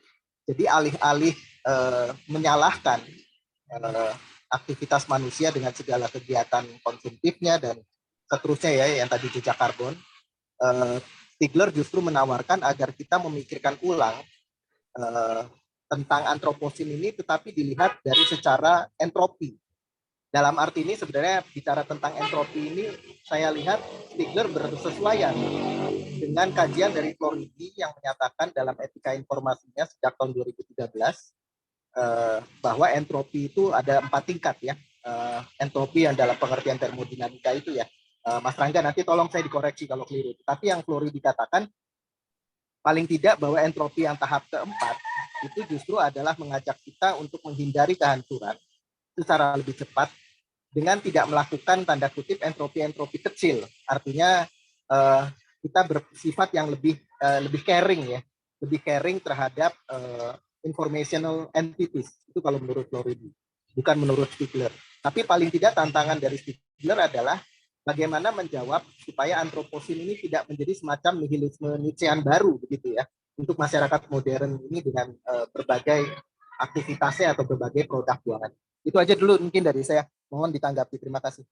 Ya, silakan Mas Rangga langsung. Oh ya, terima kasih Mas Endang. Hilang ya. Bandwidth-nya low. Jadi ada ragam dan banyak sekali nama-nama yang halo. Ya, kedengaran. Oke. Jadi ada ragam nama memang, salah satunya Mona, Haraway, dan banyak sekali. Saya sempat mengelisih banyak nama-nama yang memang entah itu terinspirasi atau bagaimana terhadap antroposen atau kemudian kritik terhadap antroposen itu sendiri. Di geologi itu tidak mau namanya juga silakan, kapitalosen juga silakan. Adalah nama yang tepat, kemudian menggambarkan bahwa manusia sebagai spesies itu punya pengaruh yang cukup signifikan terhadap struktur atau terhadap perubahan geologis, dan juga memungkinkan adanya perubahan skala waktu geologis tertentu yang disebut dengan antroposen atau antroposin. Nah, menanggapi oleh tanggapan saya terhadap Moore itu sendiri, sebenarnya ada pembaca yang cukup baik dalam membaca. Itu kan Moore kan juga salah satu pembaca ekologi Marx juga. Mungkin Mas Hendar bisa baca Foster. Itu metabolism reef-nya atau semacam keretakan metabolisme itu mengkritik kembali bahwa Moore ini dalam melihat kapitalosen itu tidak sepenuhnya mengadopsi pandangan dari Marx, tetapi cukup baik karena memberikan gambaran bahwa di situ mungkin tadi lupa untuk disebutkan ada semacam cheap nature, atau bahwa selama ini yang kita pikirkan kan nilai lebih itu selalu berkorelasi dengan hasil kerja kita sebagai manusia, gitu kan. Tetapi kemudian geraknya berproses dan berfokus pada alam. Apakah kemudian eksplorasi alam dan nilai lebih yang dimanfaatkan dan dikuras habis oleh kapitalisme yang membawa perubahan atau keretakan ekologis atau keretakan metabolisme itu bisa menjadi bukti antroposen, itulah yang ditawarkan oleh si Moore itu sendiri. Tetapi kemudian mengapa tesis Moore ini tidak diterima oleh para ahli geologi adalah yang paling lucu adalah apakah mungkin kita akan membuktikan bahwa fosil-fosil tulang-tulang ayam, kan kalau kapitalisme misalnya kita identik dengan salah satu makanan cepat saji kan ya, yang memanfaatkan ayam secara besar-besaran, apakah kemudian fosil-fosil tulang ayam ini itu bisa menjadi bukti antroposin? Kalaupun bisa, berarti namanya apakah akan ayam sen misalnya. Nah, itulah. Nah, itu dia. Apa kemudian jadi ayam sen atau bagaimana? Dan apa kemudian tesis Kapitalosen ini akan gugur dengan sendirinya karena kan ayam kan besar-besaran ya, semenjak pasca domestifikasi hewan itu sendiri kan pada masa-masa kita Ya, betul. berubah itu kan ada sebagian hewan yang kita selamatkan, ada sebagian hewan yang kita pelihara, ada sebagian hewan yang kita biarkan. Natural engineering-nya luar biasa lah manusia, misalnya ayam. Makanya kenapa kemudian prediksinya jangan-jangan hanya spesies ayam yang akan survive di kemudian ketika manusia tidak ada, jangan-jangan. Nah, kalaupun iya, berarti fosil ayam ini sebagai cheap nature itu atau nilai lebih yang bisa dihasilkan oleh ayam itu dia. Ya kalaupun demikian berarti tesis Kapitalosen itu bisa beruntung. Itu kalau lawakannya sih seperti itu kalau saya. Nah, makanya kemudian dengan tegas tidak masalah bagi para ahli geologi termasuk saya sendiri, ragam nama itu tidak masalah, nama apa aja boleh, plastik sen berapa itu silakan saja. Yang paling sulit adalah membuktikan secara global. Kalau memang benar demikian, berarti kita harus membuktikan sekali lagi bahwa kapitalisme itu global. Nah, itulah tantangan yang cukup berat di situ. Kalaupun iya, kapan dan di mana dan bagaimana bukti fosilnya, Mas. Ya itulah yang menyulitkan sekali kita di situ. Tetapi saya kemudian mengapresiasi bahwa Moore membukakan kembali bahwa kita ada masalah dan problem keretakan yang belum selesai dengan Kapitalosen atau dominasi kapital itu. Terus yang kedua, yang Stigler-nya? Ya, yang entropi itu, jadi saya juga mencatat bahwa ada banyak sekali tesis yang diajukan selama ini. Misalnya tesis peristiwa Orbis yang ditulis oleh Lewis sama Maslin tahun 2015 itu diasosiasikan dengan waktu kolonialisasi. Kalau tidak salah sekitar abad ke-17 itu. Di mana waktu itu semangat Columbus dan semangat pencarian dunia baru yang bahkan menghabisi, ya saya kurang bisa memastikan berapa juta orang yang pada waktu itu orang-orang indigenes yang mati karena proses kolonialisasi itu. Dan hipotesis Orbis itu melihat bahwa berkat karena adanya banyak kematian itu memungkinkan perubahan atau penurunan karbon dioksida di atmosfer. Tesis Orbis itu juga bisa disamakan ketika terjadinya Black Death pada waktu itu, di mana pada abad ke-8 disitulah konsentrasi karbon di atmosfer itu turun karena manusia itu banyak yang mati pada waktu itu. Tetapi kalau kita mundur lagi kembali lagi, pertama kali pembukaan atau manusia ketika menjelajah dan membuka lahan dan kemudian membuka pertanian, terutama mengenai pertanian padi, misalnya di Cina pada waktu itu malah justru meningkatkan nitro. Nah, tesis-tesis itu kemudian dikumpulkan, dianggap menjadi semacam entropi kecil di situ yang kemudian dikumpulkan. Nah, kalau tesisnya negantropi itu kan harus suatu entropi yang cukup besar. Nah, kalau saya sendiri sih tidak bisa membayangkan entropi seperti apakah yang akan terjadi. Makanya kalau saya dalam membaca antroposen itu saya selalu semacam berangan-angan bahwa jangan-jangan antroposen itu akan mungkin diratifikasi ketika kita sudah tidak ada. Pertanyaan seperti itu. Pertanyaan adalah siapa yang akan meratifikasi?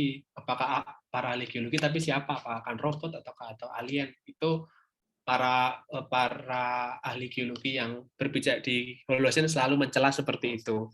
Ya, itu antroposen bisa diratifikasi kalau kita sudah tidak ada, tiba-tiba ada alien dari luar meratifikasi bahwa manusia pernah punah sepersekian. Sama ketika kita dengan bangganya meratifikasi Jura, atau ketika peristiwa kepunahan terbesar, kepunahan massal kelima, yaitu dinosaurus pada waktu itu punah 55 juta tahun yang lalu atau 65 juta tahun yang lalu.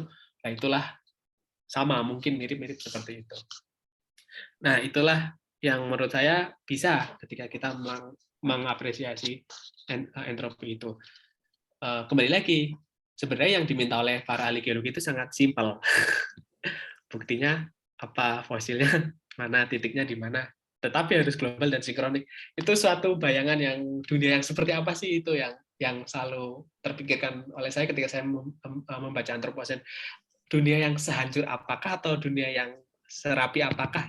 Karena saya mohon maaf, saya cerita sedikit, karena ketika kita mundur lagi, kenapa spesies kita bisa begitu, apa ya, kita tuh masuk ke transisi dari Pleistosen, transisi ke Holosen itu suatu surga yang luar biasa. Kalau kita membaca kitab, mungkin surga itu, mungkin bayangan saya itu ketika manusia bisa survive dari zaman es, ketika musim panas lebih panjang, ketika manusia sudah bisa hangat dan punya semangat untuk berburu dan meramu, megafauna sudah punah pada waktu itu, manusia bisa survive. Bayangkan ketika megafauna masih ada, mungkin akan lebih sulit. Transisi dari Pleistosen ke Holosen itulah surganya manusia, dan di situ juga dianggap sebagai entropi. Ketika dari dingin sekali mulai hangat, apakah kemudian kita akan terus hangat-hangat dan panas? Yang jadi perdebatan kan ada orang yang percaya dengan climate change, ada yang tidak. Bagi yang percaya, yaitu climate change tetap ada sebagai satu siklus geologis, hanya manusia yang mempercepatnya. Tapi bagi mereka yang skeptis, ya mau tidak mau pasti kita akan mengalami itu, gitu kan. Tapi ya gampangannya kalau pohon habis pasti kepanasan, gitu kan. Kayak kalau kita lewat jalan yang banyak pohonnya pasti akan merasa lebih rindang. Gampangnya seperti itu. Ya silakan saja. Nah, makanya perdebatannya mengapa antroposen itu sebagai objek, artinya bagi Harman, dia merasa bahwa manusia terserah mau meratifikasi atau tidak meratifikasi climate change, katakanlah climate change tetap ada. Itu manusia mau skeptis atau tidak skeptis, ya climate change tetap ada dan tetap berkelindan. Manusia merasa dirinya mencari yang lebih dingin, maka akan membuat AC, tapi di luar AC akan terjadi entropi. Misalnya seperti itu. Ya pasti kan akan ada pertukaran setara di situlah yang menurut saya menarik untuk dieksplorasi, dan ketika kita berbicara pada entropi-entropi itu. Kalau saya bisa bilang entropi-entropi kecil yang pembuktiannya itu sangat diakronik dan lokal. Ya. Dan itu ketika disatukan akan cukup sulit. Kapan dan kita menunggunya, seperti itu, Mas. Oke. Ini Makasih. ya sudah ya. Masih adakah kawan-kawan yang lain yang mau bertanya atau berpendapat? Tadi saya lihat ada Mas Budi sudah sudah lempar-lempar di chat tentang teknofosil. Mas Budi, kalau enggak saya, Mas Budi mau? Boleh Mbak Ruth. Ya, tadi aku ini ya, hanya itu tentang teknofosil ya. Apakah teknofosil itu sebagai bukti atau yang bisa dijadikan dasar dari ratifikasi antroposen ya. Yaitu udah dijawab oleh Mas Rangga, katanya bisa. Itu bisa jadi tanda ya. Bahkan ayam katanya tadi. Terus ini, saya juga ingin ini tadi ada bahasan tentang Stigler dari Mas Hendar tadi ya. Stigler. Jadi ada pembacaan saya itu antroposen itu oleh Stigler itu dibandingkan dengan kondisi eksistensial sebagaimana dirumuskan oleh Heidegger. Jadi being toward end itu ya. Jadi kita ada menuju akhir, ada menuju kematian. Nah, sebenarnya posisi antroposen itu seperti itu. Kadang kita melupakan bahwa kalau Heidegger kan akhir itu udah jadi struktur eksistensi kita. Jadi kita sebenarnya ya sudah akhir ini. Udah bagian hidup kita itu ya udah jadi bagian dari akhir atau kematian itu udah jadi struktur dasar eksistensi. Nah, ini yang diantisipasi oleh Stigler. Jadi kalau antroposen itu sebenarnya posisinya bisa disamakan dengan akhir itu. Jadi, nah kadang kita melupakan kalau antroposen itu mungkin ada nanti di masa depan, terpisah dia. Tapi sebenarnya kalau menurut Stigler itu udah ada sekarang juga, udah jadi bagian dari hidup kita. Paling itu sih tambahan sedikit aja. Ya, dari saya Mas Rangga sedikit aja nambahin. Kalau dari feminisme ya, ada itu saya pernah baca tulisan Paula Ebron ya. Itu menyebut ada patriarsen. Nah, jadi antroposen ini sebenarnya bermuatan patriarki karena apa? Ini kan bumi itu kan disimbolkan dengan perempuan ya, dan ketika bumi diambil alih itulah yang titik tolaknya itu pada revolusi pengambil alian cocok tanam dari perempuan ke laki-laki, itu adalah satu titik tolak ya, di mana bumi kemudian menjadi dikuasai oleh patriarkis. Itu satu. Dan yang kedua, kalau kita bicara tentang teknofosil, ini saya sendiri ini. Sebenarnya alat-alat kontrasepsi yang melulu disasarkan pada perempuan, seperti bukan kondom ya, tapi apa itu namanya, IUD itu apa ya? IUD itu spiral ya. Spiral itu kan setelah dipakai ke perempuan 3 tahun misalnya nggak kepakai, itu kan dibuang. Saya pikir itu bisa menjadi satu bukti teknofosil kelak, bahwa bagaimana kemudian yang namanya pertumbuhan spesies manusia itu dibatasi melalui perempuan. Buktinya fosil-fosil spiral itu nggak bisa hilang, itu fosil spiral. Dan ini global, dan ini hubungannya juga dengan kapitalisme. Itu tanggapan saya juga kalau kita mau bicara tentang teknofosil yang mendukung tentang patriarsen. Mungkin ini istilah saya ya, patriarsen. Nah, minta tanggapan Mas Rangga. Mentroposen sih, kebanyakan istilahnya mentroposen, men laki-laki. Iya betul, tapi ada juga istilah patriarsen. Iya, bebas itu Ya. Bu. Kalau ya memang memang tanggapannya seperti itu kan. Kritiknya sebenarnya hampir sama seperti gerakan ekofeminisme seperti itu yang kemudian mengkritik bagaimana berkat adanya dominasi patriarki itulah yang memungkinkan perubahan alam misalnya seperti itu. Iya, saya sepakat dengan Burut karena kalau saya justru bacanya itu mengenai saya itu lupa ya, feminis perempuan Rosi siapa itu Bu yang Rosi Baidotti. Ya, Rosi Baidotti. Kan beliau memberikan gambaran jangan-jangan justru yang muncul adalah hybrid kan, ketika posisi antroposen adalah posisi yang post-human seperti itu kan. Kita harus meninggalkan human yang sebelumnya untuk melampaui itu dengan cara post-human seperti itu. Yang cyborg mungkin yang ini Donna Haraway yang cyborg, tentang cyborg itu. Ya, itu manusia juga masa depan itu bukan manusia, post-human itu cyborg. Ya. Tapi saya juga baca artikel tahun 2020-an itu kalau salah ditulis juga oleh Rosi juga, itu juga menyebut soal yang post-human juga. Sama seperti perdebatan mengenai apakah mungkin kita becoming indigenous, di mana kita sudah menghadapi suatu hal yang sangat global, semuanya global. Kalaupun iya kita menjadi becoming indigenous, kita kembali lagi indigenous, lebih lokal dan sebagainya, lebih memahami relasi dengan alam, lebih meromantisasi. Apakah itu kemudian kita tidak menyedar semacam mengecek dalam arti kutip, yang kita cari adalah eksotismenya, sama seperti ketika orang Barat melihat semacam keluguan orang-orang pedalaman seperti itu.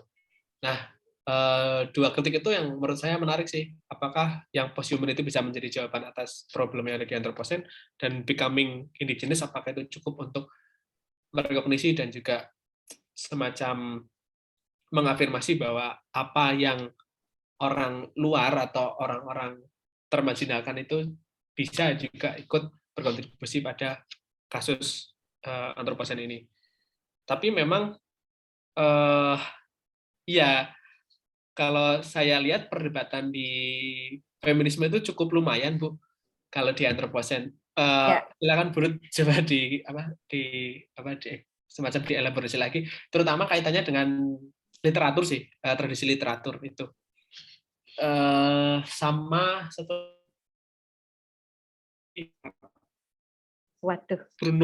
Bruno Latour itu juga pernah menulis yang soal monster. Sama judulnya kalau tidak salah Love Your Monster, begitu. Bagaimana kita melihat antroposen itu apakah sebagai sesuatu hal yang menakutkan atau sebagai monster yang ada di depan kita dan kita harus mencintainya atau seperti apa. Kurang lebih seperti itu sih Bu. Dan untuk jawaban feminisnya mungkin saya agak kurang ya Bu. Mohon maaf. Karena memang saya tidak begitu mendalaminya, daripada saya salah untuk berbicara. Tapi terima kasih untuk masukannya, mungkin saya akan coba cari lagi. Iya. Tadi yang Mas Budi ditanggapi nggak? Tanggapan dari Mas Budi tadi tentang teknofosil. Halo, Mas Rangga. Kok freeze? Ya, halo. Ya, Ya, yang Mas Budi tadi. bisa, jawaban saya bisa, itu bisa diratifikasi karena Anthropocene Working Group mereka membuat pendekatan. Jadi kalau di geologi itu pendekatannya stratigrafi untuk melihat strata atau deposit atau sedimentasi berdasarkan tanah, bebatuan dan lain sebagainya, glasial dan sebagainya. Tapi kemudian ada pendekatan baru yaitu ditambahkan namanya teknostratigrafi. Bagaimana para ahli geologi itu memberikan suatu metode khusus untuk melihat bahwa strata terbaru dalam bentuk atau fosil-fosil teknologi kemungkinan tidak. Nah, pendekatan itulah yang kemudian ditawarkan oleh Anthropocene Working Group.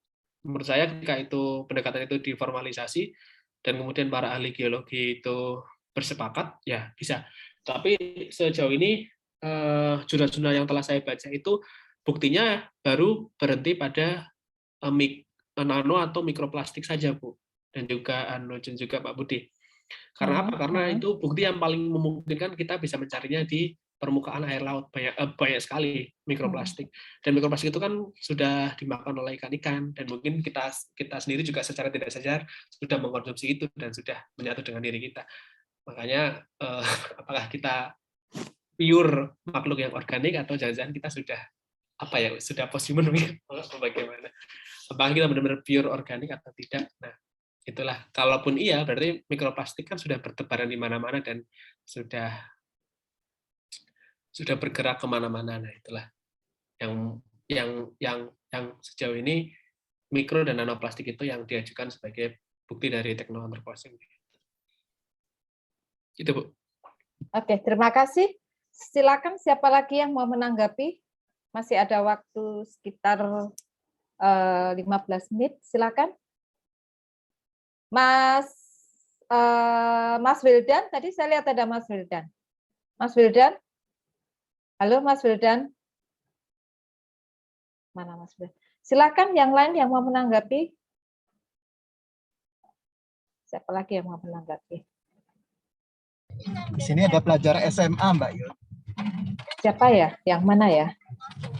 Coba Indri masih bersama kita nggak? Kevin atau Indri? Di sini pakai namanya Kevin. Kayaknya udah terlempar. Sudah nggak ada ya? Sudah nggak ada tadi. Nah, Pak Samosir, biasanya Pak Samosir sering menanggapi. Silakan Pak Samosir. Pak Samosir. Oh, nggak ada. Pak Hegel, silakan Pak Hegel. Ini pada terganggu ya sinyalnya ya. Pak Hegel. Mas Wildan. Halo Mas Wildan. Nah, silakan Pak Hegel kalau mau menanggapi. Ya, aku nggak menanggapi, hanya apa aja ya.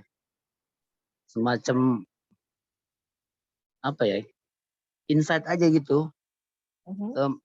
Ini tadi kan karena nggak begitu jelas banget ya, karena semua uraian nggak ketangkap gitu. Nah, bayangan aku ketika membicarakan Anthropocene ini kok seperti membicarakan apa ya, levelnya itu sains biasa gitu ya. Jadi harus dibuktikan dulu dengan semua artefak yang sangat geologis gitu kan. Harus masif, ketemu di mana-mana untuk bisa membuktikan bahwa manusia menjadi sentral gitu. Nah, ini menurut aku agak gimana gitu ya, terlalu dipaksakan gitu, karena kan kalau kita beranjak dari sains sendiri, temuan-temuan manusia purba, temuan-temuan binatang purba dan sebagainya itu kan itu juga nggak global masif gitu, tapi sporadik, ada di mana-mana gitu. Justru refleksinya adalah ketika itu semua ada, dicari benang merahnya, lalu ditemukan klasifikasi tertentu gitu untuk menentukan bahwa itu makhluk A, makhluk B dan seterusnya gitu. Nah, ini bagaimana gitu? Apakah melulu filsafat antroposen ini mau bicara tentang sains geologis atau kita mau bicara tentang apa gitu yang lebih tinggi dari situ gitu. Nah itu aja mungkin insight-nya. Oh, Pak Ege tadi mungkin agak terputus-putus ya mendengarkan paparan Mas Rangga, karena tadi Mas Rangga cukup luas di dalam menjelaskannya.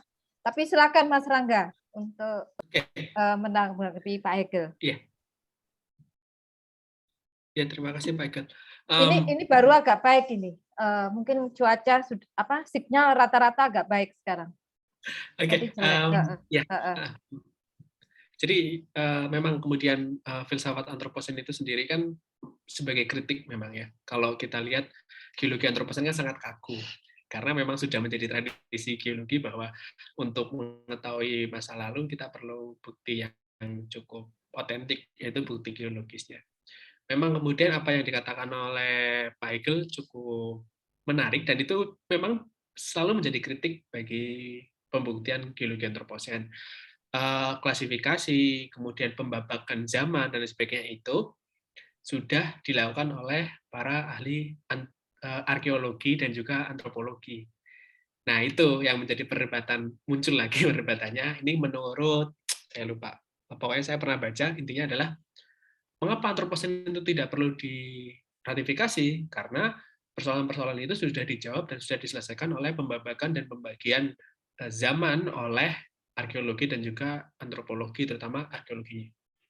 Misalnya ketika kita membaca sejarah, kita kan seringkali menemui zaman batu, zaman perunggu, zaman besi, dan seterusnya. Pembabakan seperti itulah yang diperkenalkan dan diperjelas oleh para ahli arkeologi dan juga antropologi.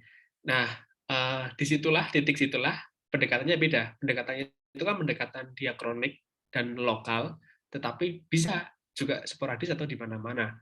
Nah, pendekatan itu yang sudah diklaim oleh lintas keilmuannya antropologi dan juga arkeologi. Jadi kan tidak mungkin seorang geologi kemudian ikut campur di situ. Makanya kemudian filsafat antroposen itu datang menurut saya adalah untuk mengkritik kembali apakah mungkin ketika para ahli geologi itu meminjam istilah-istilah yang sudah ditawarkan oleh pendekatan diakronik. Sedangkan pendekatannya sinkronik itu kan cukup susah ya dan radikal.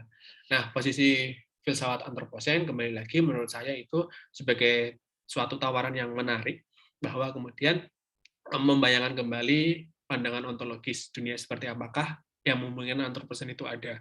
Apakah dunia yang sudah dan sedang kita lalui seperti ini, dan itu sudah dibacakan dan sudah diklarifikasi oleh para ahli sejarah mengenai dunia-dunia yang berbeda, zaman-zaman yang berbeda, dari berburu meramu sampai Perang Dunia Kedua dan hari ini, atau mungkin zaman atau dunia yang dibayangkan oleh para ahli geologi bahwa harus ada buktinya bahwa kita baru bisa berkata bahwa ini antroposen seperti itu. Itu saja sih, Bu. Problemnya memang lebih ke metodologis, makanya filsafat hadir dan melihat di situ. Oh, ternyata ini sinkronik. Ini sepembacaan saya dari tahun 2018 sampai sekarang, hanya perbedaan metodologi saja. Para ahli geologi juga ada, mohon maaf, semacam egois sendiri bahwa saya nggak mau dong sama kayak arkeolog dan juga antropologi pembabakan kok zaman batu perunggu apa itu mah itu gitu Pak Ega, terima kasih. Ya, oke. Ada Ibu Jenny Sinaga. Ibu Jenny masih nyender. Halo, Ibu Jenny. Ibu Jenny. Ya, hai. Ya, mau menanggapi, silakan. Kebetulan ada telepon tadi, jadi saya nggak mengikuti barusan. Iya. Saya senang sekali diajak di grup ini. Saya kebetulan tadi ditanya apakah mau membawakan sesuatu ini, silakan. jangan, tapi enggak.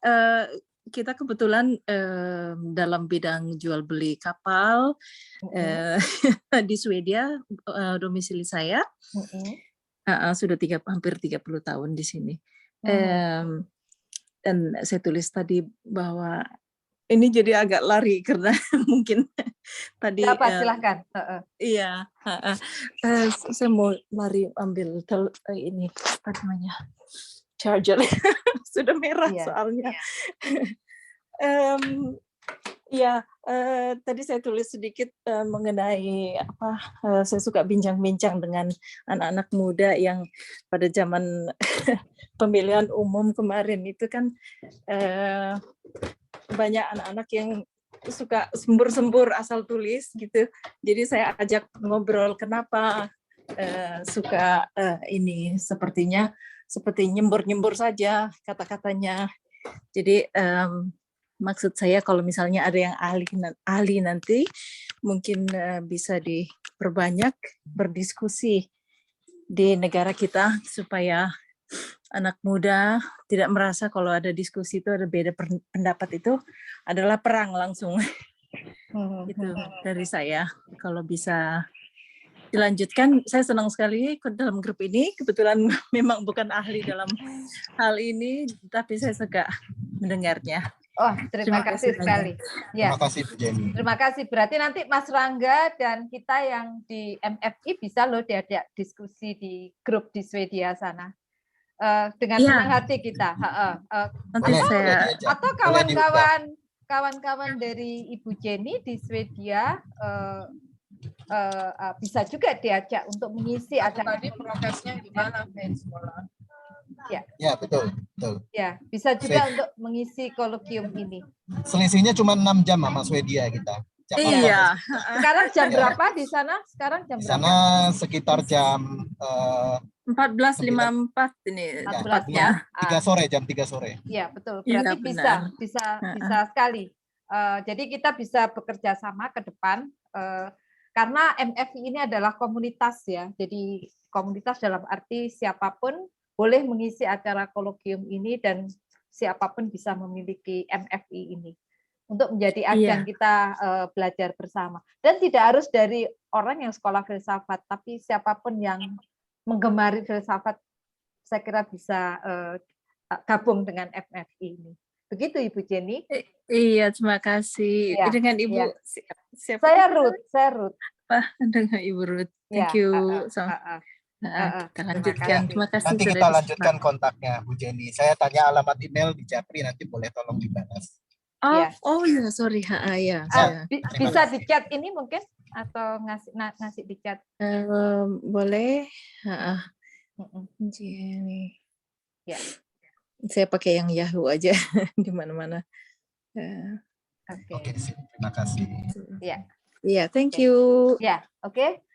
Ada lagi kah yang mau memberikan tanggapan? Masih ada waktu sekitar 5 menit. Silakan. Kalau nggak ada, saya minta Mas Rangga untuk closing statement. Bagaimana masa depan kajian atau studi kita tentang filsafat antroposen ini, supaya ini bukan hanya sekedar digemari ya, tetapi semua orang juga terpanggil untuk melakukan satu kajian-kajian. Saya sendiri terus terang sedang tertarik untuk melihat ini dari feminisme karena mungkin memang fokus studi saya pada feminisme ya, dan saya memang menghubungkan ini juga dengan metodologinya Roy Bhaskar ya mengenai ontologi dalam itu, karena memang dan juga Lefebvre ya, karena bagaimana alam dan yang sosial itu secara metodologis tidak boleh saling meniadakan, tetapi itu harus saling melengkapi di dalam riset-riset kita. Nah, kebetulan saya lagi tertarik di situ. Jadi pakai Roy Bhaskar, saya kayaknya tertarik akan mendalami lewat Roy Bhaskar untuk melihat antroposen ini. Oke, kita nggak sedang membahas Roy Bhaskar. Ya, silakan sebagai closing statement, Mas Rangga. Tadi sebelum closing statement saya ingin menambahkan sedikit ke Burut kemarin pertengahan bulan pertengahan tahun itu saya coba nulis antroposen dan hilang Mas.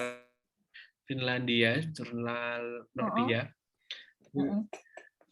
Sorry Bu, saya coba matikan videonya aja. Iya. Waktu itu saya coba kirim ke salah satu jurnal di Finlandia, jurnal Nordia, tapi karena kuotanya penuh atau bagaimana dan tidak ada kesesuaian dengan topik, jadi mereka bilang untuk, oh ini bagus dan ini sangat promising, silakan mungkin dikembangkan kembali bagaimana Roy Bhaskar itu melihat antroposen dari situ. Oh ya, oke, siap.